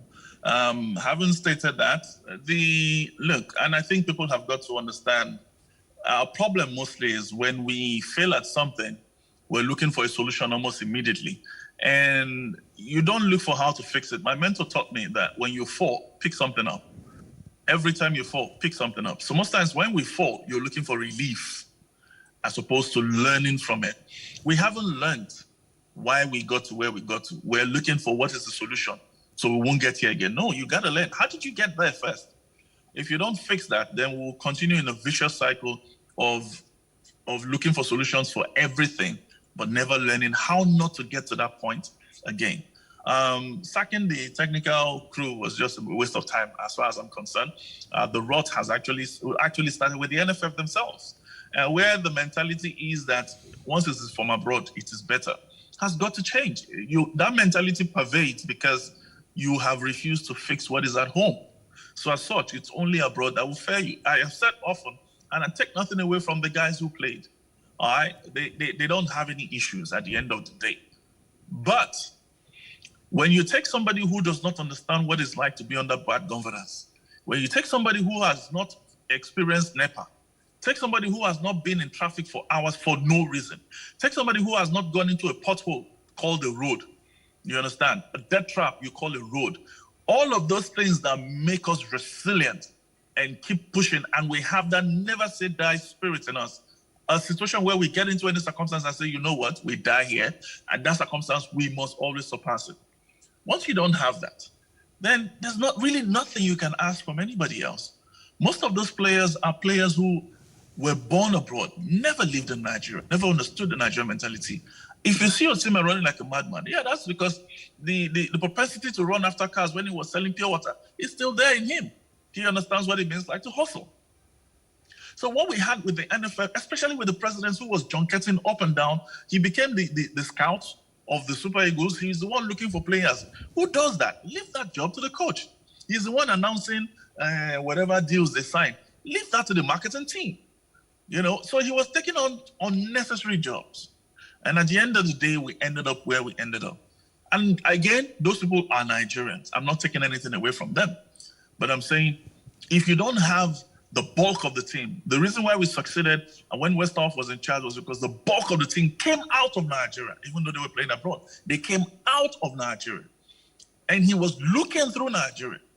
He was the reason Finidi George, as far as I'm concerned, was the only number, is the last player. And I'm saying this with all sense of humility. The last player to leave the Nigerian league and walk into an international club side. First team, Finidi George with Ajax. Since then, you just have people who just want to go abroad for it doesn't matter what the team is. So as long as you don't have that mentality, we will have that issue. Hence, the same thing we saw with Keshi. He did that with the local players. And we achieved what we did in 2013 with the AFCON. So our mentality has got to change that if it's from abroad, it is better. That has got to change, and we have to fix the team. It is the Nigeria Football Federation, NFF, not the Nigeria Super Eagles Federation. You have to look after football in Nigeria. You are in charge of that. So calling for their sack, if they had like a whole term, I say, okay. But they're going to be out by September anyway. What he is gunning for is a third term. And that's where people should say, no, I'm sorry, man. You can't go for a third term. Because for all the monies you announced as regards marketing deals that came in, sponsorship deals, we didn't really see that being manifested in the football.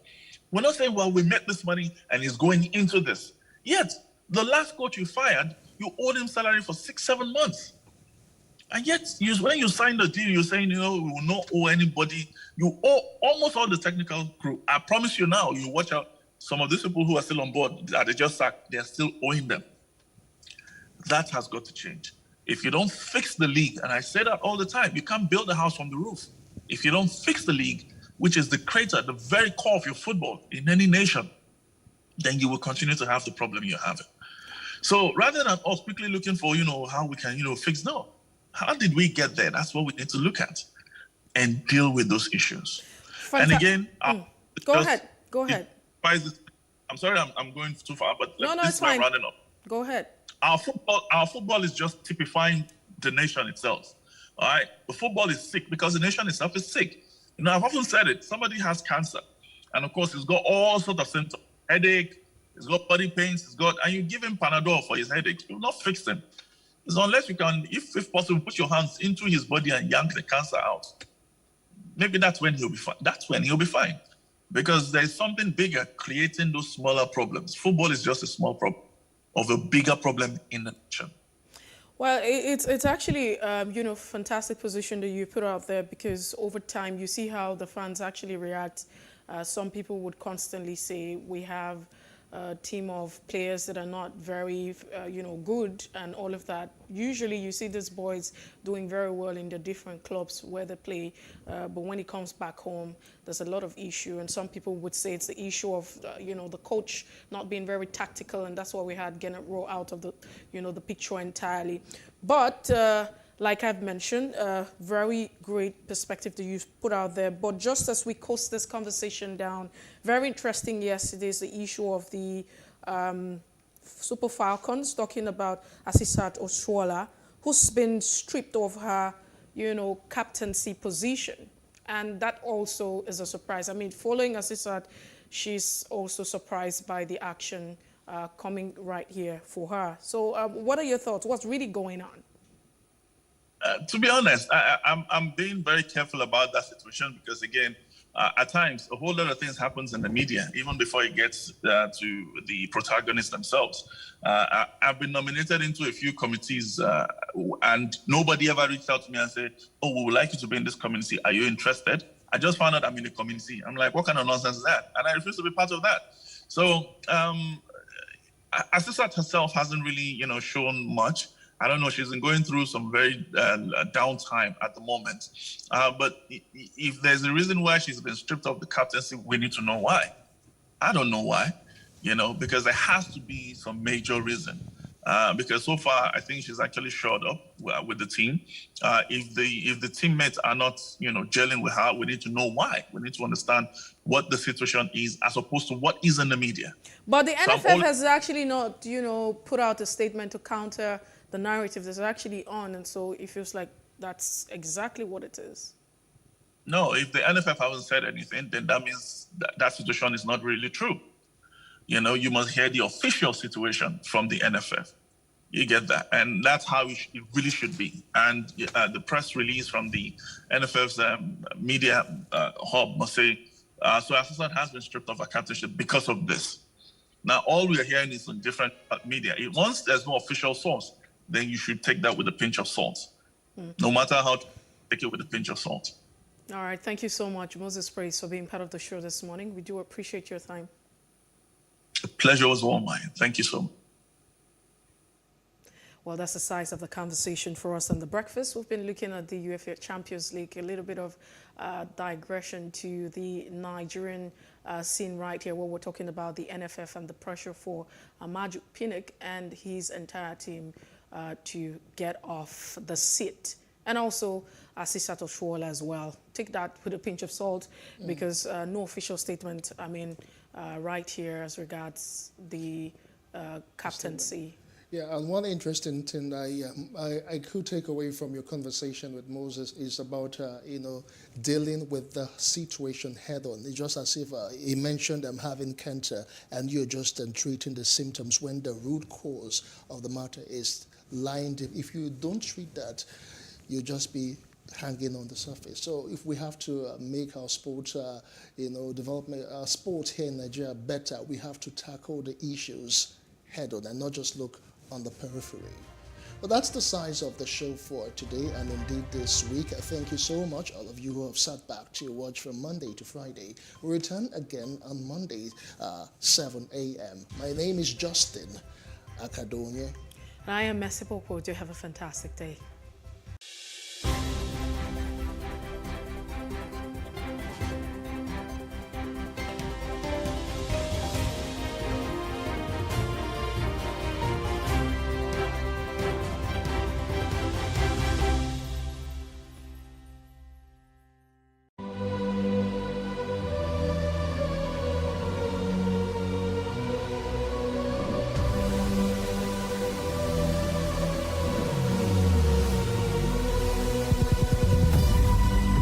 What we do not understand, we will stigmatize.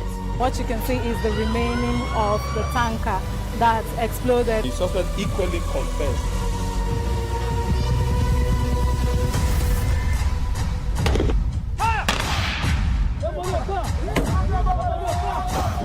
A 500 naira they collect am. If you no talk, dem go beat you. Na 2,500 they pay.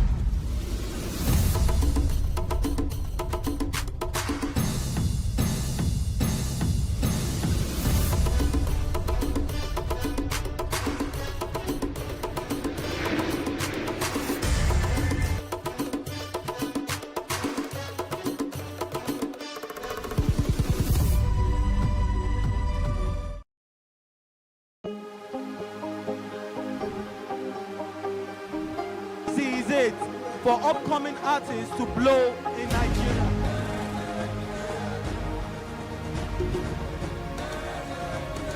Welcome to Plus Trending.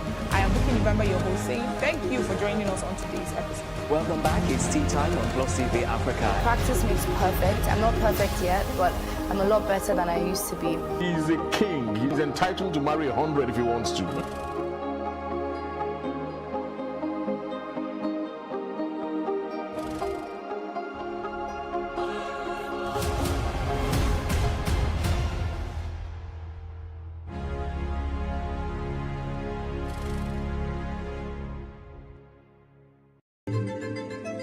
Nigeria, by extension, Africa, is faced with a lot of challenges. The growing youth population with little engagement, that is a ticking time bomb. We are a blessed people with diverse culture and highly cerebral minds who have a lot to say. And yes, we are talking. It is important we drive the right conversation that informs, inspires, influences thoughts and action. If we say there's beauty in our diversity, then let us embrace our diverse culture. We must continue to courageously be the voice of transformation as we are the hope for the future. Yesterday's conversations shape today. What are you saying to shape your tomorrow? We know you have a lot to say, and we are here to hear you.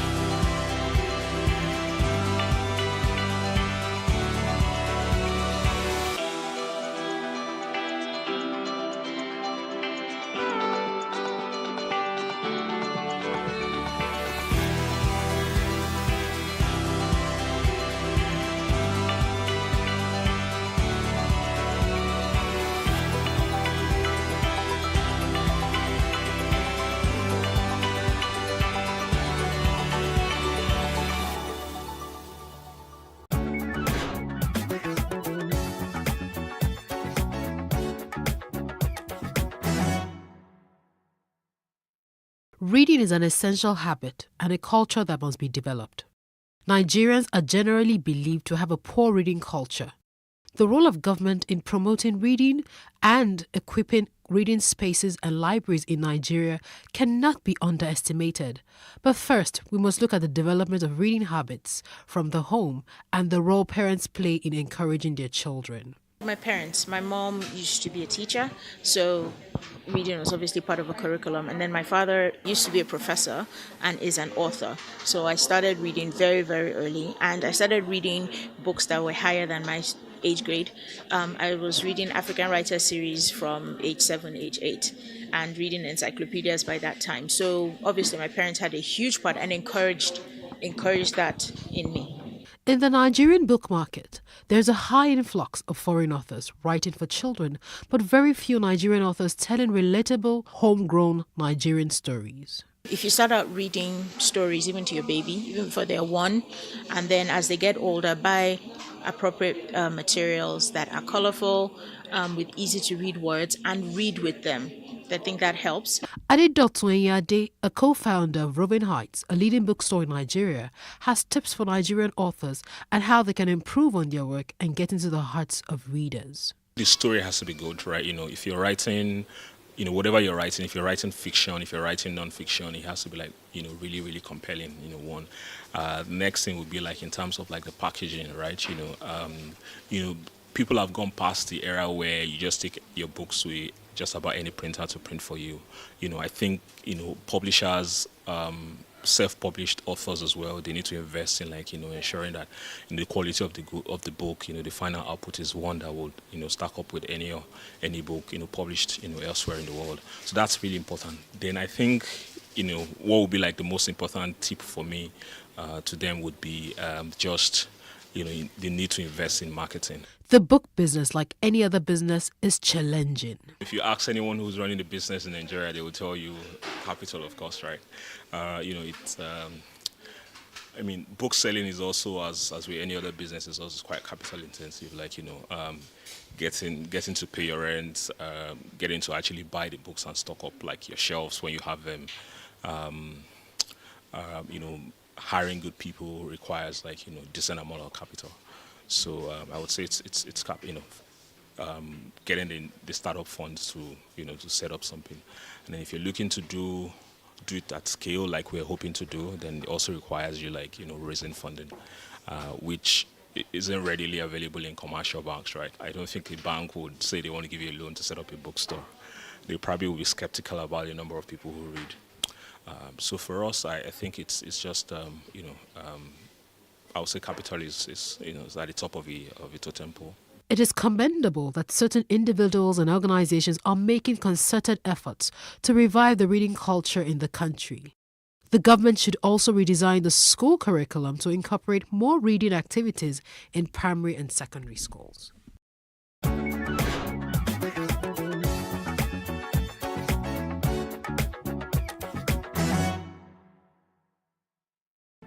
There is no voting on social media. To vote, you would require a permanent voter's card. To get your PVC, visit cvr.inecnigeria.org. Create your account with a valid email address and start the registration process. An activation link will be sent to you. Click on the link and activate your account. Fill out the form, pick and submit a convenient date and time for your biometrics. Print the application slip, which should have your QR code. On the appointed date, go to the nearest INEC office for your biometric capturing. Thereafter, you will get a registration slip to pick your permanent voter's card when ready. Get your PVC today. This message is from PlusTvAfrica.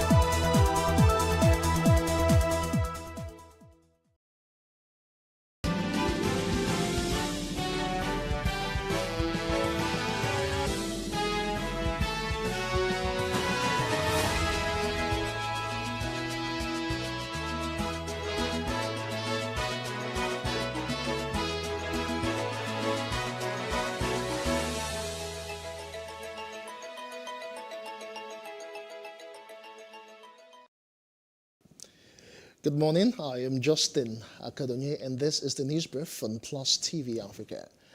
President Muhammad Buhari has submitted to the House of Representatives the revised fiscal framework for consideration to enable amendment of the 2022 Appropriation Act. The federal government is seeking adjustments to some of the parameters of the budget. The volume of the projected daily oil production output has been reduced to 1.6 million barrels per day as against the earlier projected volume of 1.88 trillion or 3 million barrels. Other adjustments include an additional provision of 182.45 billion now to cater to the needs of the Nigerian police force.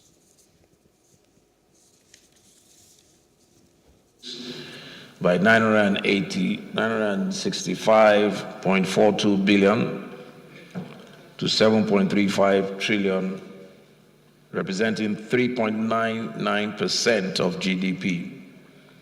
The incremental deficit will be financed by new borrowings from the domestic market.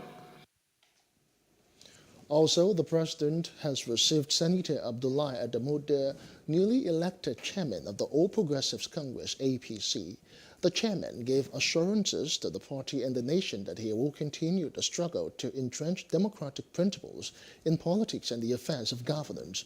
President Buhari again commended the Mai Mala Buni-led caretaker and extraordinary convention planning committee for the conduct of the congresses and convention. Came with my predecessor to come and touch base with the president and to, with gratitude, inform him that we have fully handed over. I'm in charge of this party, and by the grace of God, we will be honest. We will take the trust that is thrust on us with every seriousness and every sense of patriotism. So you are meeting the president for the first time since becoming chairman. How far so far in the execution of your mandate? Well, so far, we're testing out the foundation. We are just 1 week since handing over. There isn't much I will tell the public at this point in time.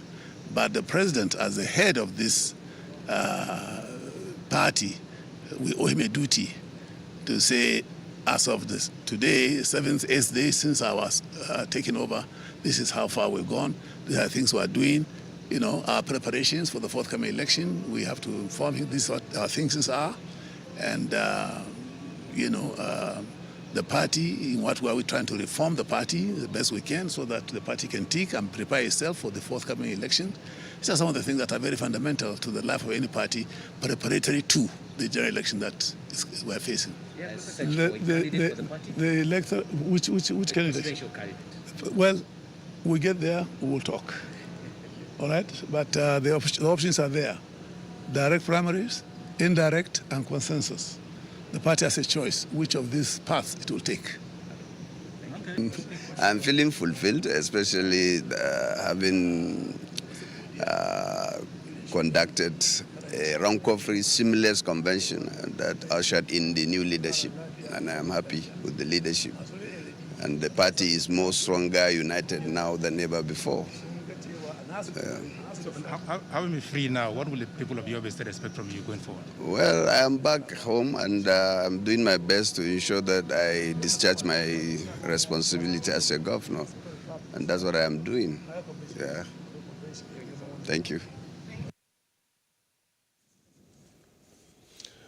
Now, the National Broadcasting Commission, NBC, has appealed to broadcasters in the country to uphold the tenets of the profession.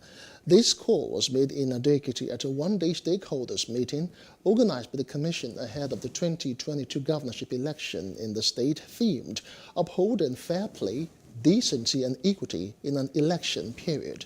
The Director General of the NBC, Balarabe Shehu, who was represented by Funke Ayeton, tasked broadcasters on professionalism and voter education.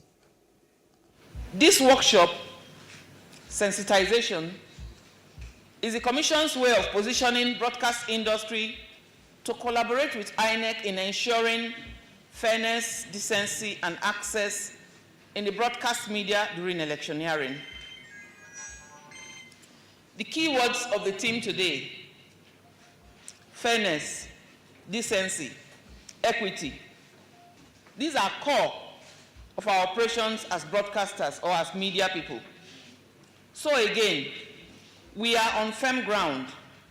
The Commission is not charging you with strange responsibilities that are inimical to your operation. These are core principles of a professional broadcaster. In June 18, 2022 gubernatorial election, we should be mindful of the fact that our reportage of electoral events has a great effect and influence on facilitating credible elections and corresponding social order. As a stakeholder in the electoral system, the media is even being expected to maintain a high level of sustainability of their coverage of all electoral activities in the electoral circle to ensure that records and facts are not distorted in any form. Finally, on our part, INEC, we will consistently pledge to keep our channels open to interface with the media on frequent basis and be forthcoming and timely too. Anytime the media requests for information concerning the electoral process, we are there for you and we are ready to come out to assist.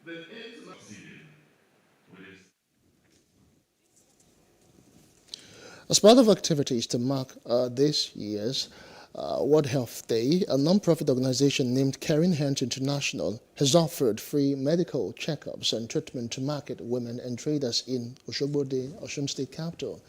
Executive Director of the NGO, Feyitola Obilomo, who was represented by the coordinator Eunice Jolasun, said the medical outreach is aimed at encouraging the traders to stop treating the issue of health with levity. Helping our people, and we have been doing blood prayer to know the status of their health. Weighing, we have been doing weighing to know the status of their weight. We have been doing HIV tests and all other tests just to show that we care.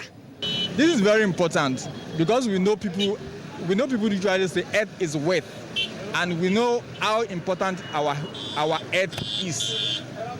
And so also, in collaboration with, what earth organization is just to make sure that the level of healthy people are increasing on a daily basis. Program has been one of the best programs in Healthline that has given many people opportunity to come out for their checkup, especially me, that I don't even have time to go to hospital for my checkup.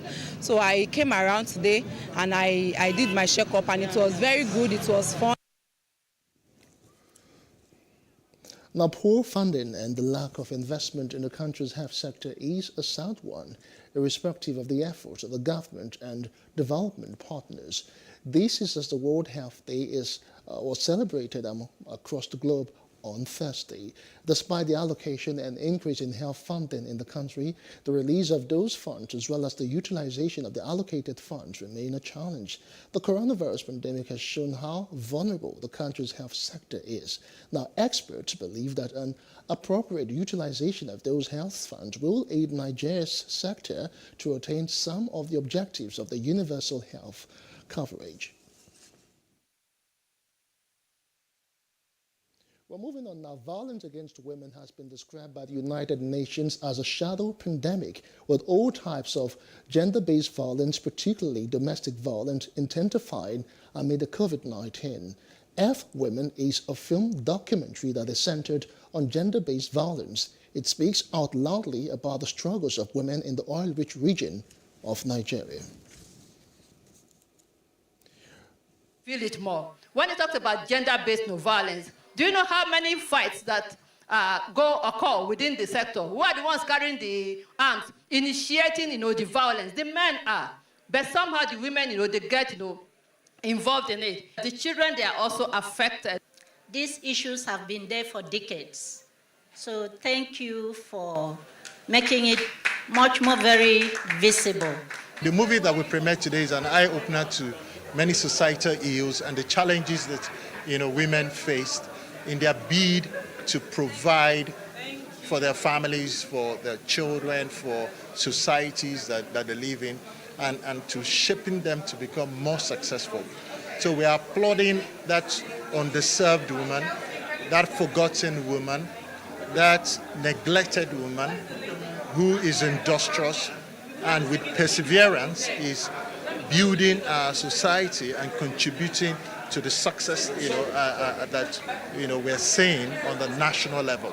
And we wanted to help people visualize these challenges that women face, because I feel like most humans are visual beings, and that when you're presented with a picture, it compels you to do much more. So we wanted to positively traumatize people into taking action that they need to assist women who live in oil and gas and mining communities, who don't have a voice, and who we have the responsibility to give voices to.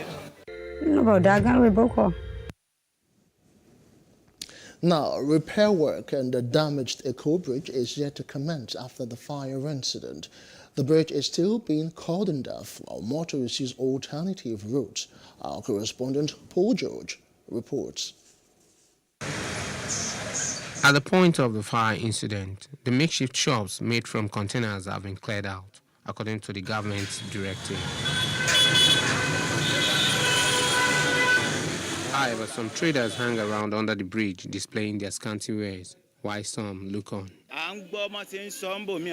have heard how some markets affected by the fire were compensated. The market is burnt already, and we don't have money to rent another shop elsewhere. We still want to maintain these customers we have here. If we are chased away from here, there will be no hope for us again. I lost about 5 million naira in the fire.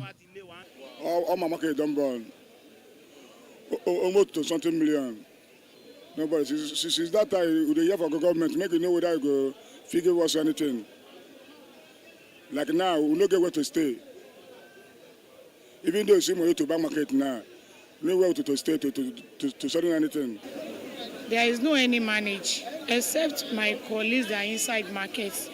When customers say they need something, I will go and meet them, beg them they should give me. When they give me, I will return their money back to them. We don't know where we stand for now. They should please, we are pleading. they should help us. Toke Dosumu is the market leader in charge of the section gutted by fire.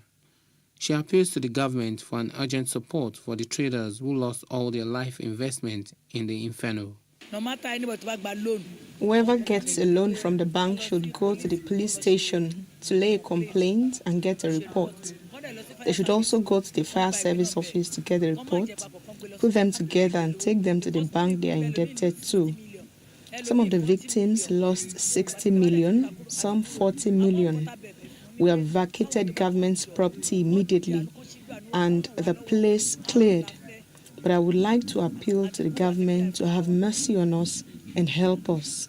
While it is not clear when the damaged bridge will be repaired, there are fears it is not abandoned like some others, as it is one of the major links into other towns in the state.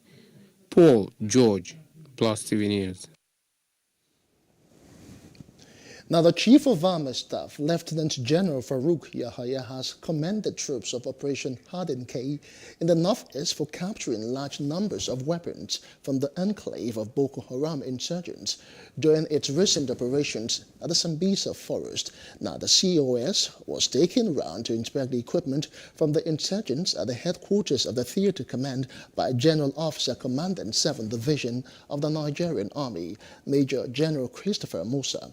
Now, General Musa assured Nigerians of the Army's readiness to get rid of all terrorists across the country.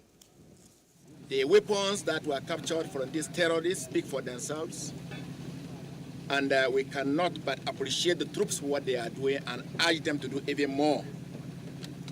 I'm very impressed with the commitment and zeal I am seeing in the theater and indeed across all theaters of our operations, both here in the northeast and in the northwest, north central, and other geopolitical zones. Often you have challenges. They are part of operations, but the military and indeed other agencies are not deterred by some few setbacks we'll have intermittently, you will call them. But we are determined to get across them and move and defeat this enemy.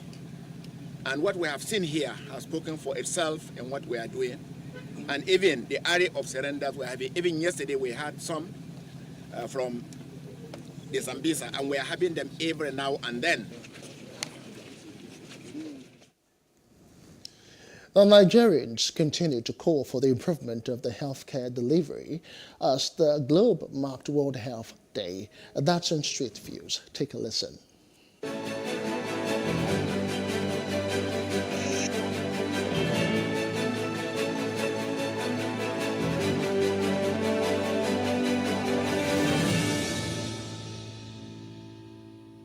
They are improving unlike the previous years, especially in general hospitals right now. There is a good facilities and the workers are really on ground. Now they have realized the reason to take responsibility on the job. In general hospital, they will show you abuse you doing this and everything. Maybe government should help us to do the healthcare. I will like it. Everybody will like it. Basically, well, I think they are trying for now. But I think there are lots of work to be done. Like we still have dilapidated hospitals that are not really working efficiently. But basically for now, it's still on maybe 50% of 100. In a scale of 100, maybe 50%, thereabout. Relatively, if you look at the healthcare system in Nigeria, I think to me, I would, if I'm rating it, I'll probably rate it 70% in terms of percentage. That's because there are some infrastructures we have in other well-developed countries that we don't have in Nigeria. And that's one of the things I feel government should look into. I think there is still a lot need to be done because I've been in the different hospitals and especially the government hospitals. There are a lot of things that need to be done because especially the staffs they have the Nigerian public hospitals, they need to do a lot of things to correct their mode of talking to their patients.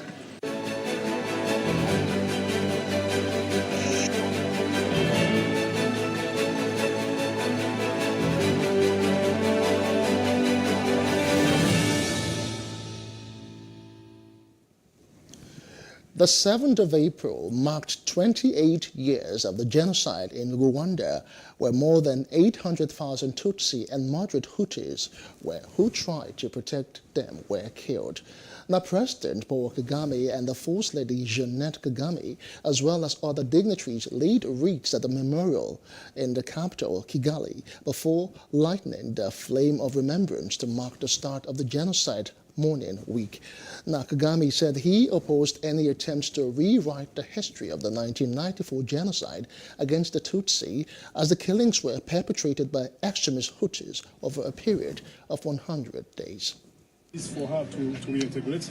But when the Peace Education Initiative came, through trainings, through sharing stories shared and told, she has been able to leave this uncomfortable area, and she's now able to live with others, working together, and she has now been able to be free to cooperate and meet with other communities. But before, it wasn't the case. And nowadays, we live in harmony as it was. Because they confess and they accept their law into genocide. If God forgives them, why not me?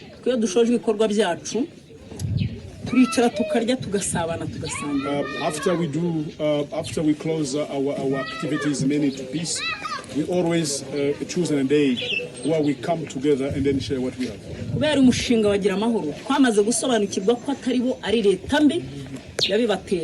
Because of the peace initiative training you see for several times, we have been now able to understand that what happened in 1994 genocide, it's not only for us in the communities, it's because of the bad leadership of the past. Now, some of the victims and perpetrators recall the bloody event. To reintegrate. But when the Peace Education Initiative came, through trainings, through sharing stories shared and told, she has been able to leave this uncomfortable area, and she's now able to live with others, working together, and she has now been able to be free to cooperate and meet with other communities. But before, it wasn't the case. And nowadays, we live in harmony as it was. Because they confess and they accept their law into genocide. If God forgives them, why not me? And outside of Africa now, with a slim bipartisan majority and thunderous applause, Ketanji Brown Jackson was on Thursday confirmed by the U.S. Senate as the first black woman to serve on the country's highest court, a milestone for the United States and a victory for President Joe Biden, who made good on a campaign promise as he seeks to infuse the federal judiciary with a broader range of diversity. Jackson will become the 6th woman justice ever, and for the first time, 4 women justices will be serving together. On this vote, the yeas are 53, the nays are 47, and this nomination is confirmed. With a slim bipartisan majority and thunderous applause, Ketanji Brown Jackson was confirmed by the U.S. Senate as the first black woman to serve on the country's highest court, a milestone for the United States and a victory for President Joe Biden, who made good on a campaign promise as he seeks to infuse the federal judiciary with a broader range of diversity. 3 Republicans, Senators Susan Collins, Lisa Murkowski, and Mitt Romney, crossed party lines to join Democrats Thursday in confirming the 51-year-old federal appellate judge to a lifetime job on the nation's top judicial body, overcoming fierce Republican opposition in a Supreme Court confirmation process that remains deeply partisan. In a debate before the vote, Mitch McConnell, the Senate's top Republican, criticized both Biden and Jackson, calling her the choice of the radical left. But Senate Majority Leader Chuck Schumer hailed the moment as a sign of historic progress. Today, we are taking a giant, bold, and important step on the well-trodden path to fulfilling our country's founding promise. Of the 115 people who have served on the Supreme Court since its 1789 founding, all but 3 have been white. Jackson will become the 6th woman justice ever. And for the first time, 4 women justices will be serving together. Jackson will take the place of 83-year-old Stephen Breyer when the court's current term ends, usually in late June. She'll be sworn in after that. The White House said Jackson joined President Biden and senior staff at the executive mansion to watch the vote, and that the two will make remarks on Friday at an event celebrating her confirmation. Our business news now. The Central Bank of Nigeria, CBN, says that its data on currency, which stood at 3.29 trillion naira as of the end of January, has fallen to 3.25 trillion naira by the end of March. In a circular titled Treatment of Composed Banknotes, the Apex Bank observes with concern the increased number of composed banknotes deposited by deposit money banks, DMBs, and requests for replacement of such banknotes by members of the public. The CBN also stated that it employed the accounting, statistical, withdrawals and deposit approach to compute the currency in circulation in Nigeria, an approach which involves tracking the movement in currency in circulation on a transaction-by-transaction basis. And that's the news brief. For more stories, please follow us at PlusTvAfrica on Facebook, Twitter, and Instagram. And do subscribe to our YouTube channel at PlusTvAfrica and PlusTvAfrica Lifestyle. I am Justin Akadonye. Many thanks for watching.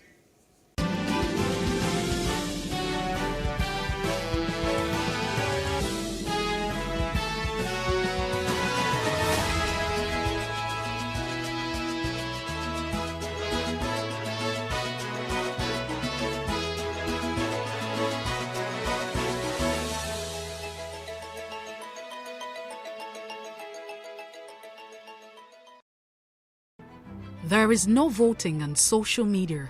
To vote, you would require a permanent voter's card. To get your PVC, visit cvr.inecnigeria.org. Create your account with a valid email address and start the registration process.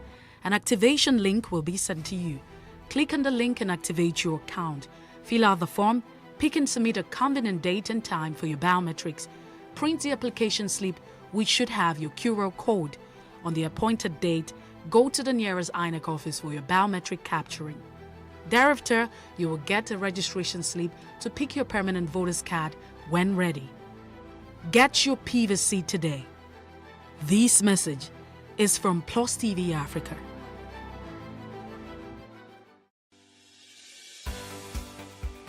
Businesses in Africa can be very challenging. In Nigeria, it is particularly intimidating, and successful builders have learned how to navigate a hostile environment to unlock opportunities. But one major challenge businesses face is how to filter through the noise and identify where their ideal customers exist. Get insight and practical steps from industry players and captains of industries. Hear success stories to help you make informed decisions as you scale your business in Nigeria. Watch Business Insights at this time on PlusTvAfrica. Hey, what's up, guys? You're welcome to another edition of Plus Event, and I remain your host, Ifeoluwa Osuke. Your absence isn't an excuse anymore, as Plus Events is all you need, as we bring you the glitz, the glamour, and loads of fun. Oh, definitely. No question. He's a living legend.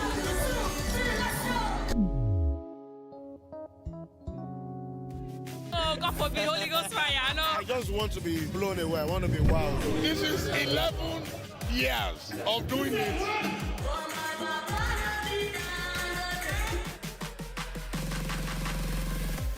I'm surrounded by so much positivity. No, it's okay. Yo, what's up, my people? It's your boy Starboy Terry. You're watching Plus Event on Plus TV. Stay glued to Plus TV Africa every Saturday and Sunday, 4:30 p.m. West African time.